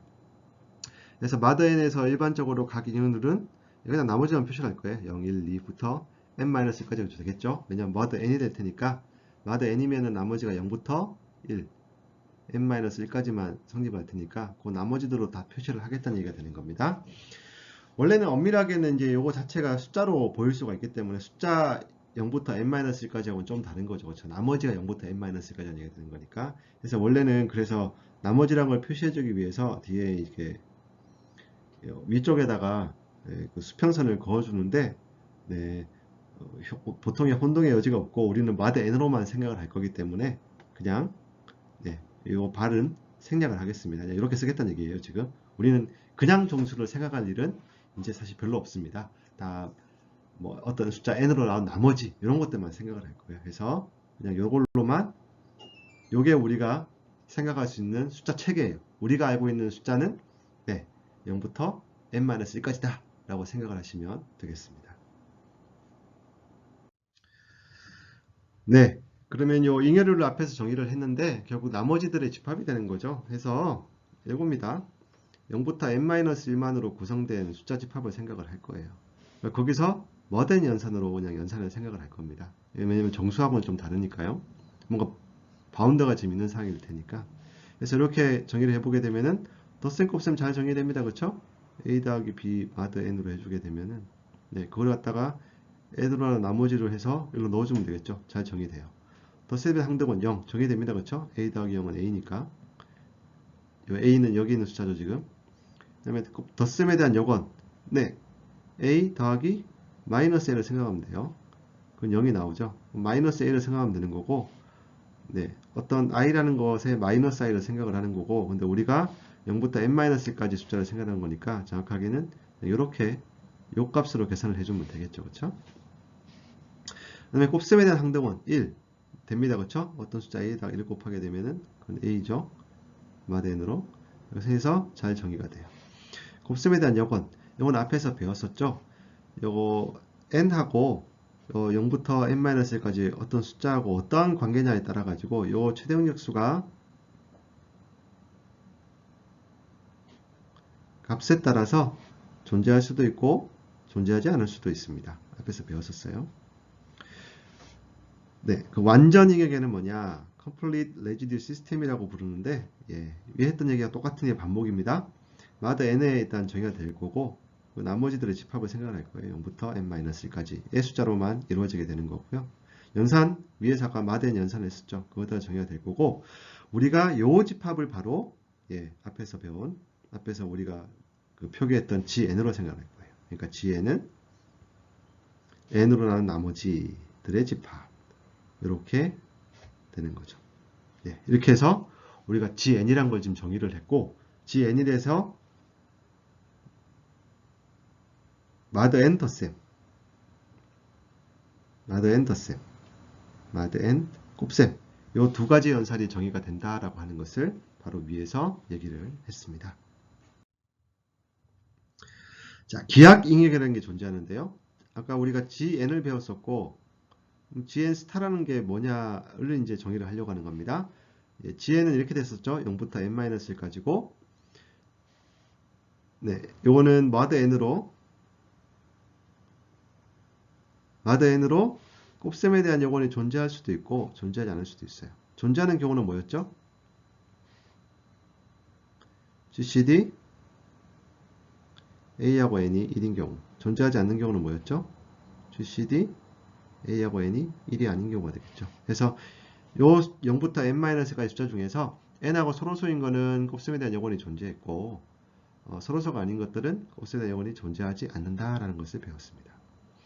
그러면 이제 그러한 상황에서 우리가 기하 ing역의 GN스타라는 걸 정의를 할 거예요. GN스타는 뭐냐면은 GN의 원소 중에서 곱셈에 대한 요건이 존재하는 숫자들의 집합이 될 거예요. 무슨 말이냐? 그럼 GN의 원소 중에서 N과 서로소인 집합이 되겠죠. 서로소인 숫자가 되겠죠. GCD가 1이라는 얘기는 서로소라는 얘기가 될 테니까요. 그 말은 무슨 말이냐? 그거를 GN스타라고 정의를 할 겁니다. GN스타. 그럼 GN스타는 바로 GN의 부분 집합이 되겠죠. GN에 있는 것 중에서 특정 성질을 만족하는 것가 될 테니까요. 네, 곱셈에 대한 요건은 아까 앞에서 배웠지만은 GCD가 1이 될 때 곱셈에 대한 요건이 존재하는 거죠. 예, 그래서 앞에 얘기했듯이 GN스타는 0부터 n-1 중에서 n과 서로소인 숫자의 집합입니다. 그럼 G10을 생각해보죠. G10은 0부터 9까지 숫자 10개로 지금 구성이 되어 있는 거고요. 그럼 G10 스타를 생각해보면 10과 서로소인 숫자예요. 그러면 0은 아닙니다. 어떤 숫자 A하고 그 다음에 0과의 그 최대 공약수는 네, A죠 그냥. 예, 제일 큰 숫자가 됩니다. 그래서 0은 아니에요. 1 되죠. 1하고 10하고 최대 공약수는 1이죠. 2하고 10하고는 최대 공약수는 2예요. 그래서 2는 안 돼요. 3은 어떨까요? 3하고 10하고는 서로서죠. 오케이. 4는 네, 최대 공약수가 2입니다. 안 돼요. 5는 어떨까요? 네, 5는 10의 약수죠. 안 됩니다. 6은 2를 약수로 갔죠. 안 됩니다. 7은 어떻습니까? 7하고 10하고는 서로서죠. 네, 7 상관없고 8은 어때요? 2를 약수로 갔죠. 안 됩니다. 9, 예, 서로서입니다. 그래서 지금 요거 같은 경우에는 원소 개수가 4개가 되는 거죠. 1379가 G10의 스타가 될 거예요. 즉 10과 G10에서 10과 서로소인 숫자들을 집합이 될 겁니다. 그럼 1379는 다 요 G10 스타에서 여건을 가진다는 얘기가 되는 거죠. 그렇죠?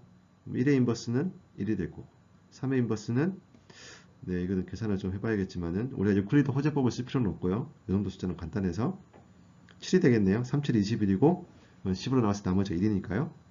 그럼 요거에 따르면은 7의 인버스는 당연하게 3이 나와야 될 거고 네. 9의 인버스는 어떻게 되죠? 9, 9, 81이죠. 네. 그래서 10으로 나누면 나머지 1이니까 9의 요거는 자기 자신이 됩니다. 아주 신기하죠? 네. 1과 같은 성질을 가지고 있어요. 네, 요거 전부 다 지금 마드 10은 생략을 한 겁니다. 그 다음에 G15를 생각해 볼게요. G15는 0부터 14까지 숫자로 이루어져 있습니다. 그 중에서 15하고 서로소인 게 G15의 스타가 되겠죠? 그럼 생각을 해보게 되면은 0은 당연하게 안 될 거고요. 1, 오케이. 됩니다. 2는 2하고 15는 서로소죠? 오케이. 3은 어때요? 3하고 15는 안 되죠. 왜냐하면 3을 최종 액수로 가지죠. 3은 안 됩니다. 4는 어떨까요? 4 가능하죠. 네, 가능하고 5는 안 됩니다. 6은 3을 약수로 가지죠. 안 돼요. 7은 네, 서로소입니다. 8 서로소네요. 9 3을 약수로 가져요. 안 돼요. 11 서로소입니다. 12 3을 약수로 가집니다. 안 돼요. 13 네, 서로소입니다. 14 네, 서로소네요. 서로소가 꽤 많습니다. 1, 2, 4, 7, 8, 11, 13, 14. 그래서 G15의 스타는 이런 식으로 네, 뽑아낼 수가 있습니다. 각자의 여건을 한번 생각을 해보시면 좋겠네요. 자, 그러면은 우리가 GN 스타를 지금 정의를 했습니다. 그럼 GN 스타의 원소 GN이 있고 그거의 부분 집합으로서 GN 스타를 정의를 했는데 GN 스타를 그럼 계산할 때마다 이게 원소의 개수가 어떻게 되느냐? GN의 원소의 개수는 알아요, 그렇죠? GN의 원소의 개수는 n개죠. 0부터 n-의 숫자니까. 그럼 GN 스타는 원소의 개수가 어떻게 될까라고 하는 것이 또 우리가 궁금한 점이 되겠습니다. 네, 요거를 정의하는 함수가 바로 오일러 파이 함수라고 하는 것이 있습니다. 자연수 n이 있고요. 자연수 n에 대해서 파이는 값은 뭐냐면 함수입니다. 함수는 뭐냐면은 n 이하의 자연수 중 n과 서로소인 자연수의 개수가 되겠습니다. 네, 그러면 정의에 의해서 gn 스타의 원소의 개수는 네, 파이 n이 되겠죠. 우리가 원소의 개수는 이런 식으로 보통 표시를 하니까 gn 스타의 원소의 개수는 by n 이런 식으로 계산을 해낼 수가 있습니다. 결국 우리가 똑같은 얘기죠. 이거는 뭐 이게 논리적으로 같다는 얘기가 아니라 지금 아예 그냥 설명하는 얘기가 되는 겁니다. 정의입니다. 정의. by n의 gn 스타의 원소의 개수를 정의하는 그런 함수가 되는 거죠. 그럼 n이 p일 때, 즉 n이라는 것이 어떤 소수일 때를 생각해 보면은 gp는 뭐가 되죠? 0부터 p-1까지가 될 거예요. 그럼 그때 gp 스타를 생각을 해볼게요. gp 스타를 생각을 해보게 되면은 어떻게 되죠? 0을 제외하고 나면은 네, 다 모두가 서로소가 되어야 되겠죠. 왜냐면은 소수라는 거의 정의가 1과 자기 자신을 제외하면 약수가 없는 거였으니까 자연수 중에서 p보다 작거나 같은 숫자 중에서 그러니까 얘는 1부터 p-1까지 그래서 p개가 되는 거죠. p개 p-1개가 되는 거죠. 그래서 p가 소수일 때는 쉽게 그냥 자연스럽게 계산할 수가 있어요. 그래서 phi p는 p-1이다 라고 계산을 해 놓을 수가 있어요. 그럼 phi p는 우리가 소수에 대해서는 이미 다 계산을 할 수가 있는 건데 자, 어느 숫자 n n이라고 하는 것은 합성수가 되겠죠. 소수일 수도 합성수도 있습니다. 소수일 때는 잘 계산이 될 거고 그럼 n이 합성수일 때는 어떻게 되느냐를 계산을 해보려고 하는 거예요. 그럼 n을 소인수 분해를 이렇게 썼다고 합시다. P1의 K1승 곱하기 P2의 K2승부터 PL의 KL승이라고 소인수 분해가 됐다고 생각을 해볼게요. 그럼 우리가 파이 P1하고 파이 P2하고 파이 PL은 계산할 수가 있어요. 그렇죠? 각각이 P1-1이고 P2-1이고 PL-1이에요. 그럼 그러한 정보를 활용을 해가지고 네, 파이 n을 계산할 수가 있을까라고 하는 것이 질문인데 예, 계산할 수가 있다는 겁니다. 그래서 파이 n은 어떻게 계산이 되는 거냐면은 네, 이런 식으로 계산이 됩니다. 네, 각각의 지수에 들어가 있는 값들이 하나씩 떨어져요. 마이너스 1씩 떨어지고 그 떨어진 대신에 뭘로 바뀌냐면은 각각의 소수를 1씩 뺀 거로 네, 바꾸게 됩니다. 그래서 머릿속에 여러분들 기억하는 것도 그렇게 어렵지는 않습니다. 네, 이런 식으로 계산해낼 수가 있어요. 그럼 G15를 생각을 해보면은 요거는 15는 3 곱하기 5죠. 3 곱하기 5니까 네. 파이 15는 3 곱하기 5니까 3, K1도 1이고 K2가 1인 경우가 되겠죠. 그러니까 파이 15는 위식에 따르게 되면은 3의 1 빼기 1승의 3 빼기 1 곱하기 5의 1 빼기 1승의 5 빼기 1이에요. 그렇죠? 근데 3의 영승하고 5의 영승은 영승은 다 1이 되는 거니까 나머지 2 곱하기 4가 돼서 8이 돼요. 그리고 우리가 앞에서 G15 스타를 계산했을 때 이렇게 계산이 됐었습니다. 하나씩 따져봤었죠? 원소 개수가 8개였어요. 그래서 두 개 같다는 사실을 알 수가 있습니다.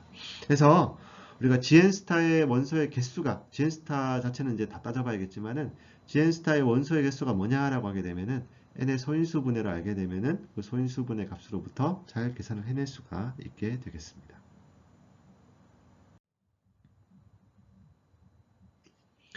네, 특수한 완전영역의 GP라고 되어 있는데, GP는, 그러니까 우리가 GN하고 GN 스타를 생각을 했는데, 우리가 GP하고 GP 스타를 P가 소수일 때 이거를 조금 더 따져보도록 하겠습니다.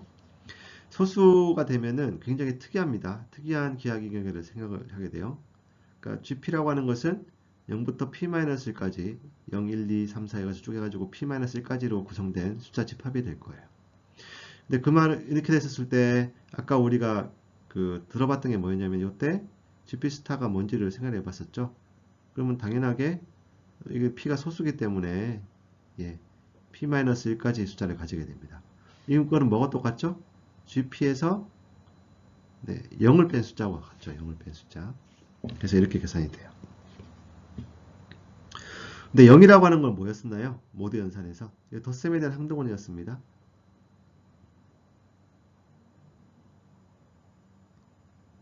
그래서 무슨 말이냐면은 GP는 덧셈에 대한 항등원 0을 제외를 하고 모든 숫자가 곱셈에 대해서 요건을 가지는 구조예요. 마치 실수하고 똑같습니다. 그죠? 우리가 실수해서 덧셈에 대한 항등원 0인데 그 0에 대해서 요건을 생각하지는 않죠. 0을 제외한 나머지 숫자에 대해서는 다 곱셈에 대한 항등원을 가져요. 근데 GP로 봤더니 그렇다는 얘기가 되는 거죠. 그래서 GP는 유리수나 실수와 비슷한 성질을 가지게 됩니다. 그리고 나중에 우리가 얘기를 하겠지만 앞에서도 우리 대수적 구조 얘기를 했지만은 이거를 필드라고 불렀었죠. 그래서 GP는 이걸 필드라고 부르는 게 되겠습니다. 이미 필드에 대한 정의를 갖다가 제가 사실상 얘기를 한 셈인데요. 이 필드에 대해서는 또 좀 이따가 말씀을 드리도록 하겠습니다.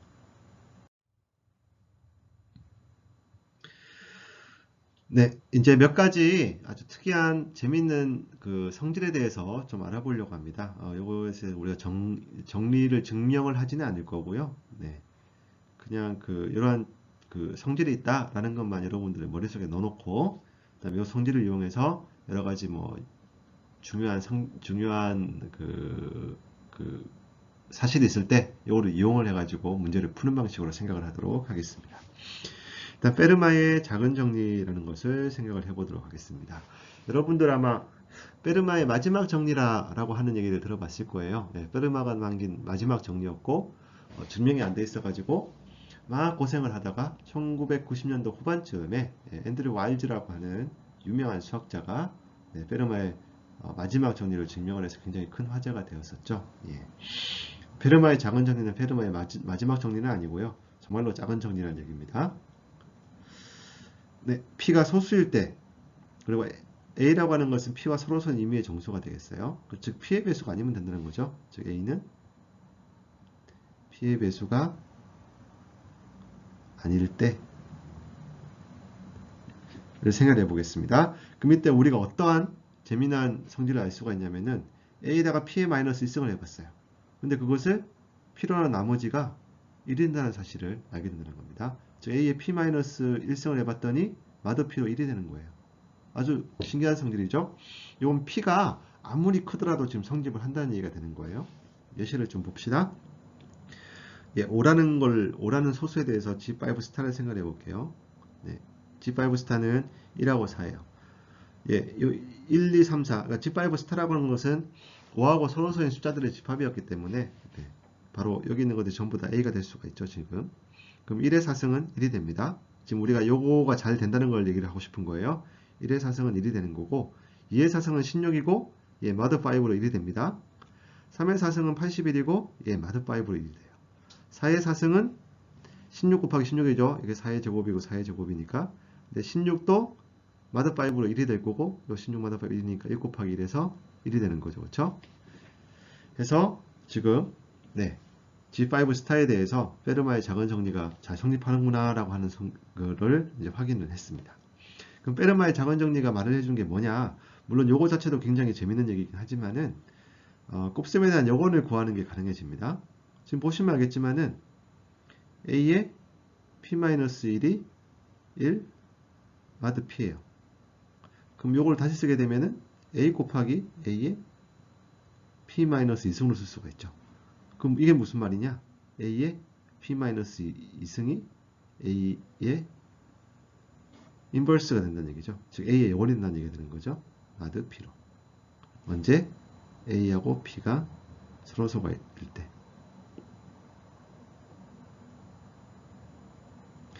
해서 우리가 이런 식으로 지금 할 수가 있다는 얘기가 되는 거예요. 그러니까 우리가 여원을 계산을 할 때 어떤 숫자 곱했을 때 나머지가 1이 되는 어떤 그런 걸 생각을 해서 막 계산을 해 나가는데 그런 거 생각할 필요 없이 기계적으로 네, P라는 게 주어져 있으면은 예, P 마이너스 두 번 거듭 제곱을 해 나가게 되면은 네, 인버스가 자연스럽게 나온다라고 하는 사실을 깨달을 수가 있습니다. 그 다음에 요거 알려주는 또 다른 재미있는 성질은 네, 지금 GP를 생각해 봅시다. GP는 GP 스타하고 다르게 0이 하나 더 포함이 되어 있죠. GP는 0부터 P-까지 모든 원소가 되는데 요거에 대해서 P 거듭 제곱을 하면은 자기 자신이 됩니다. 이것도 재미난 성질이에요. 네. 그럼 A가 0이 아닐 때를 생각해 봅시다. A가 0이 아닐 때는 요거 성립하죠. A가 0이 아니면은 지금 GP에서 생각하는 겁니다. A가 GP의 원소예요. GP의 원소 A가 0이 아니게 되면은 지금 우리가 페르마의 작은 정리에 따라서 A의 P-1승이 1 마드 P가 돼요. 그쵸? 그럼 양변에다가 A를 곱하는 겁니다. 그럼 A에다가 P승을 해주게 되면은 이건 A가 되겠죠. 마드 P가 됩니다. 그래서 자기 자신에다가 P승을 하게 되면 자기 자신이 되는 거예요. 굉장히 재미있는 성질이 되겠습니다. 이거는 A가 0이 아닐 때였고 A가 0이면 어떻게 되죠? A가 0이면은 A에다가 무슨 거듭제곱을 하든 다 0이죠. 0 곱하기 0은 0이고 0 곱하기 0 곱하기 0도 0이니까 그러니까 0에다가 P-1승 P승을 해도 네, 0이 나오죠. 마드 P로. 그래서 지금 0이 될 때나 0이 되지 않을 때나 예, A의 P승은 A 마드 P 이런 식으로 된다는 것을 알 수가 있어요. 그래서 P번 P승을 하게 되면은 그것은 그냥 그 항등식이다. Y는 X 이런 거하고 똑같은 거다 라고 하는 것을 페르마의 작은 정리로부터 알 수가 있습니다. 네, 그 다음에 오일러의 정리에 대해서 보도록 하겠습니다. 오일러 정리에서 오일러는 아까 오일러 5 펑션의 오일러하고 같습니다. 오일러한 사람이 페르마의 작은 정리를 일반화했어요. 페르마의 작은 정리는 그 P라는 것이 소수였을 때만 한 거였는데 소수일 때만 되는 걸까? P를 어떤 임의 합성수, 그러니까 모든 그렇게 되면 모든 자연수가 되겠죠. 모든 자연수에 대해서는 어떤 얘기를 할 수 있을까라고 하는 거를 생각을 했고요. 그럼 n이 자연수일 때, 그 다음에 a하고 n이 a라는 것이 n과 서로서인 임의의 정수예요. 그러니까 GCD a하고 n이 1입니다. 지금. 그럼 서로서인 순간 요게 성립을 한다고 할 수 있어요. 아까 지금 서로서이라는 게 이제 자명해지는데요. 아까는 소수 p였잖아요. 그렇죠? 그럼 a의 phi p가 1 모두 p가 될 텐데 phi p가 뭐였죠? 소수일 때는 네, phi p가 p-1이었어요. 뭐 요것이 바로 그냥 페르마의 그 작은 정리였죠. 그래서 n을 p 소수 p로 제한하면은 페르마의 작은 정리와 그냥 같아지게 됩니다. 그래서 일반화라고 볼 수가 있겠습니다. 뭐 조금 더 예시를 조금 들어보면은 G10의 스타를 생각해 보면은 10과 서로소인 숫자들의 집합이었죠. 앞에서 계산했습니다. 1379가 나왔었고, 예, 510은 4였었어요. 510은 5 곱하기였고, 그래서 4 곱하기 1이 되는 거니까 4가 되겠습니다. 그러면은 요 각각의 1379에 대해서 n하고 서로소인 숫자가 될 테니까요. 그걸 파이 10승을 해주게 되면 다 1이 나와야 된다는 거죠. 마드 10으로 나와야 돼요. 그럼 1의 4승은 1이고 3의 4승 81이고 10으로 난 나머지는 1입니다. 7의 4승 7의 제곱 곱하기 7의 제곱이죠. 49 곱하기 49고 요거를 10으로 나온 나머지는 각각 9 곱하기 9가 될 거예요. 9 곱 81을 될 거고 1 마드 10으로 1이 됩니다. 9 곱하기 4는 똑같이 81 곱하기 81로 9의 제곱이고 9의 제곱이죠. 요것은 각각 마드 10으로 1이 되는 거니까 1 곱하기 1에서 1이 되겠습니다. 그래서 우리가 오일러의 정리가 성립한다는 것을 알 수가 있겠습니다. 네, 이렇게 해서 우리가 나머지 정리를 이용을 해서 마드 n 연산을 정의를 했고, 그 다음에 나머지 정리를 이용을 해서 gn이란 것도 정의를 했습니다. 그리고 그 위에서 마드 n 더하기, 마드 n 곱하기 연산이 잘 정의가 된다라는 것도 정의를 했고요. 특이하게 그리고 gn이란 것을 정의를 했습니다. 그렇죠? 사실은 마드 n 연산이 gn에서 이루어지게 되는 거죠. 그리고 gn 스타라는 걸 정의를 했어요. gn 스타는 n과 서로소인 숫자들의 집합으로 정의를 했습니다. 그리고 0부터 n-1까지 숫자 중에서 그렇게 되는 거죠. 그리고 각각의 그 집합을 정의를 했고 gn 스타 같은 경우에는 곱셈에 대한 영원히 다 존재하는 거죠. 마드 n으로. 그렇게 정의를 했고, 그리고 마지막으로 페르마의 작은 정리와 오일러의 정리에 대해서 공부를 했습니다. 이 지식은 나중에 배울 대칭키 암호 시스템에는 별로 이렇게 많이 쓰이지는 않을 텐데 마다 n 연산만 정도만 알아도 이해가 될 수준이긴 한데, 공백키 암호 같은 경우에는 정수론의 기본적인 성질을 아주 적극적으로 사용을 하게 됩니다. 그래서 이렇게 기초적인 정수론에 대해서 백그라운드를 가지는 거는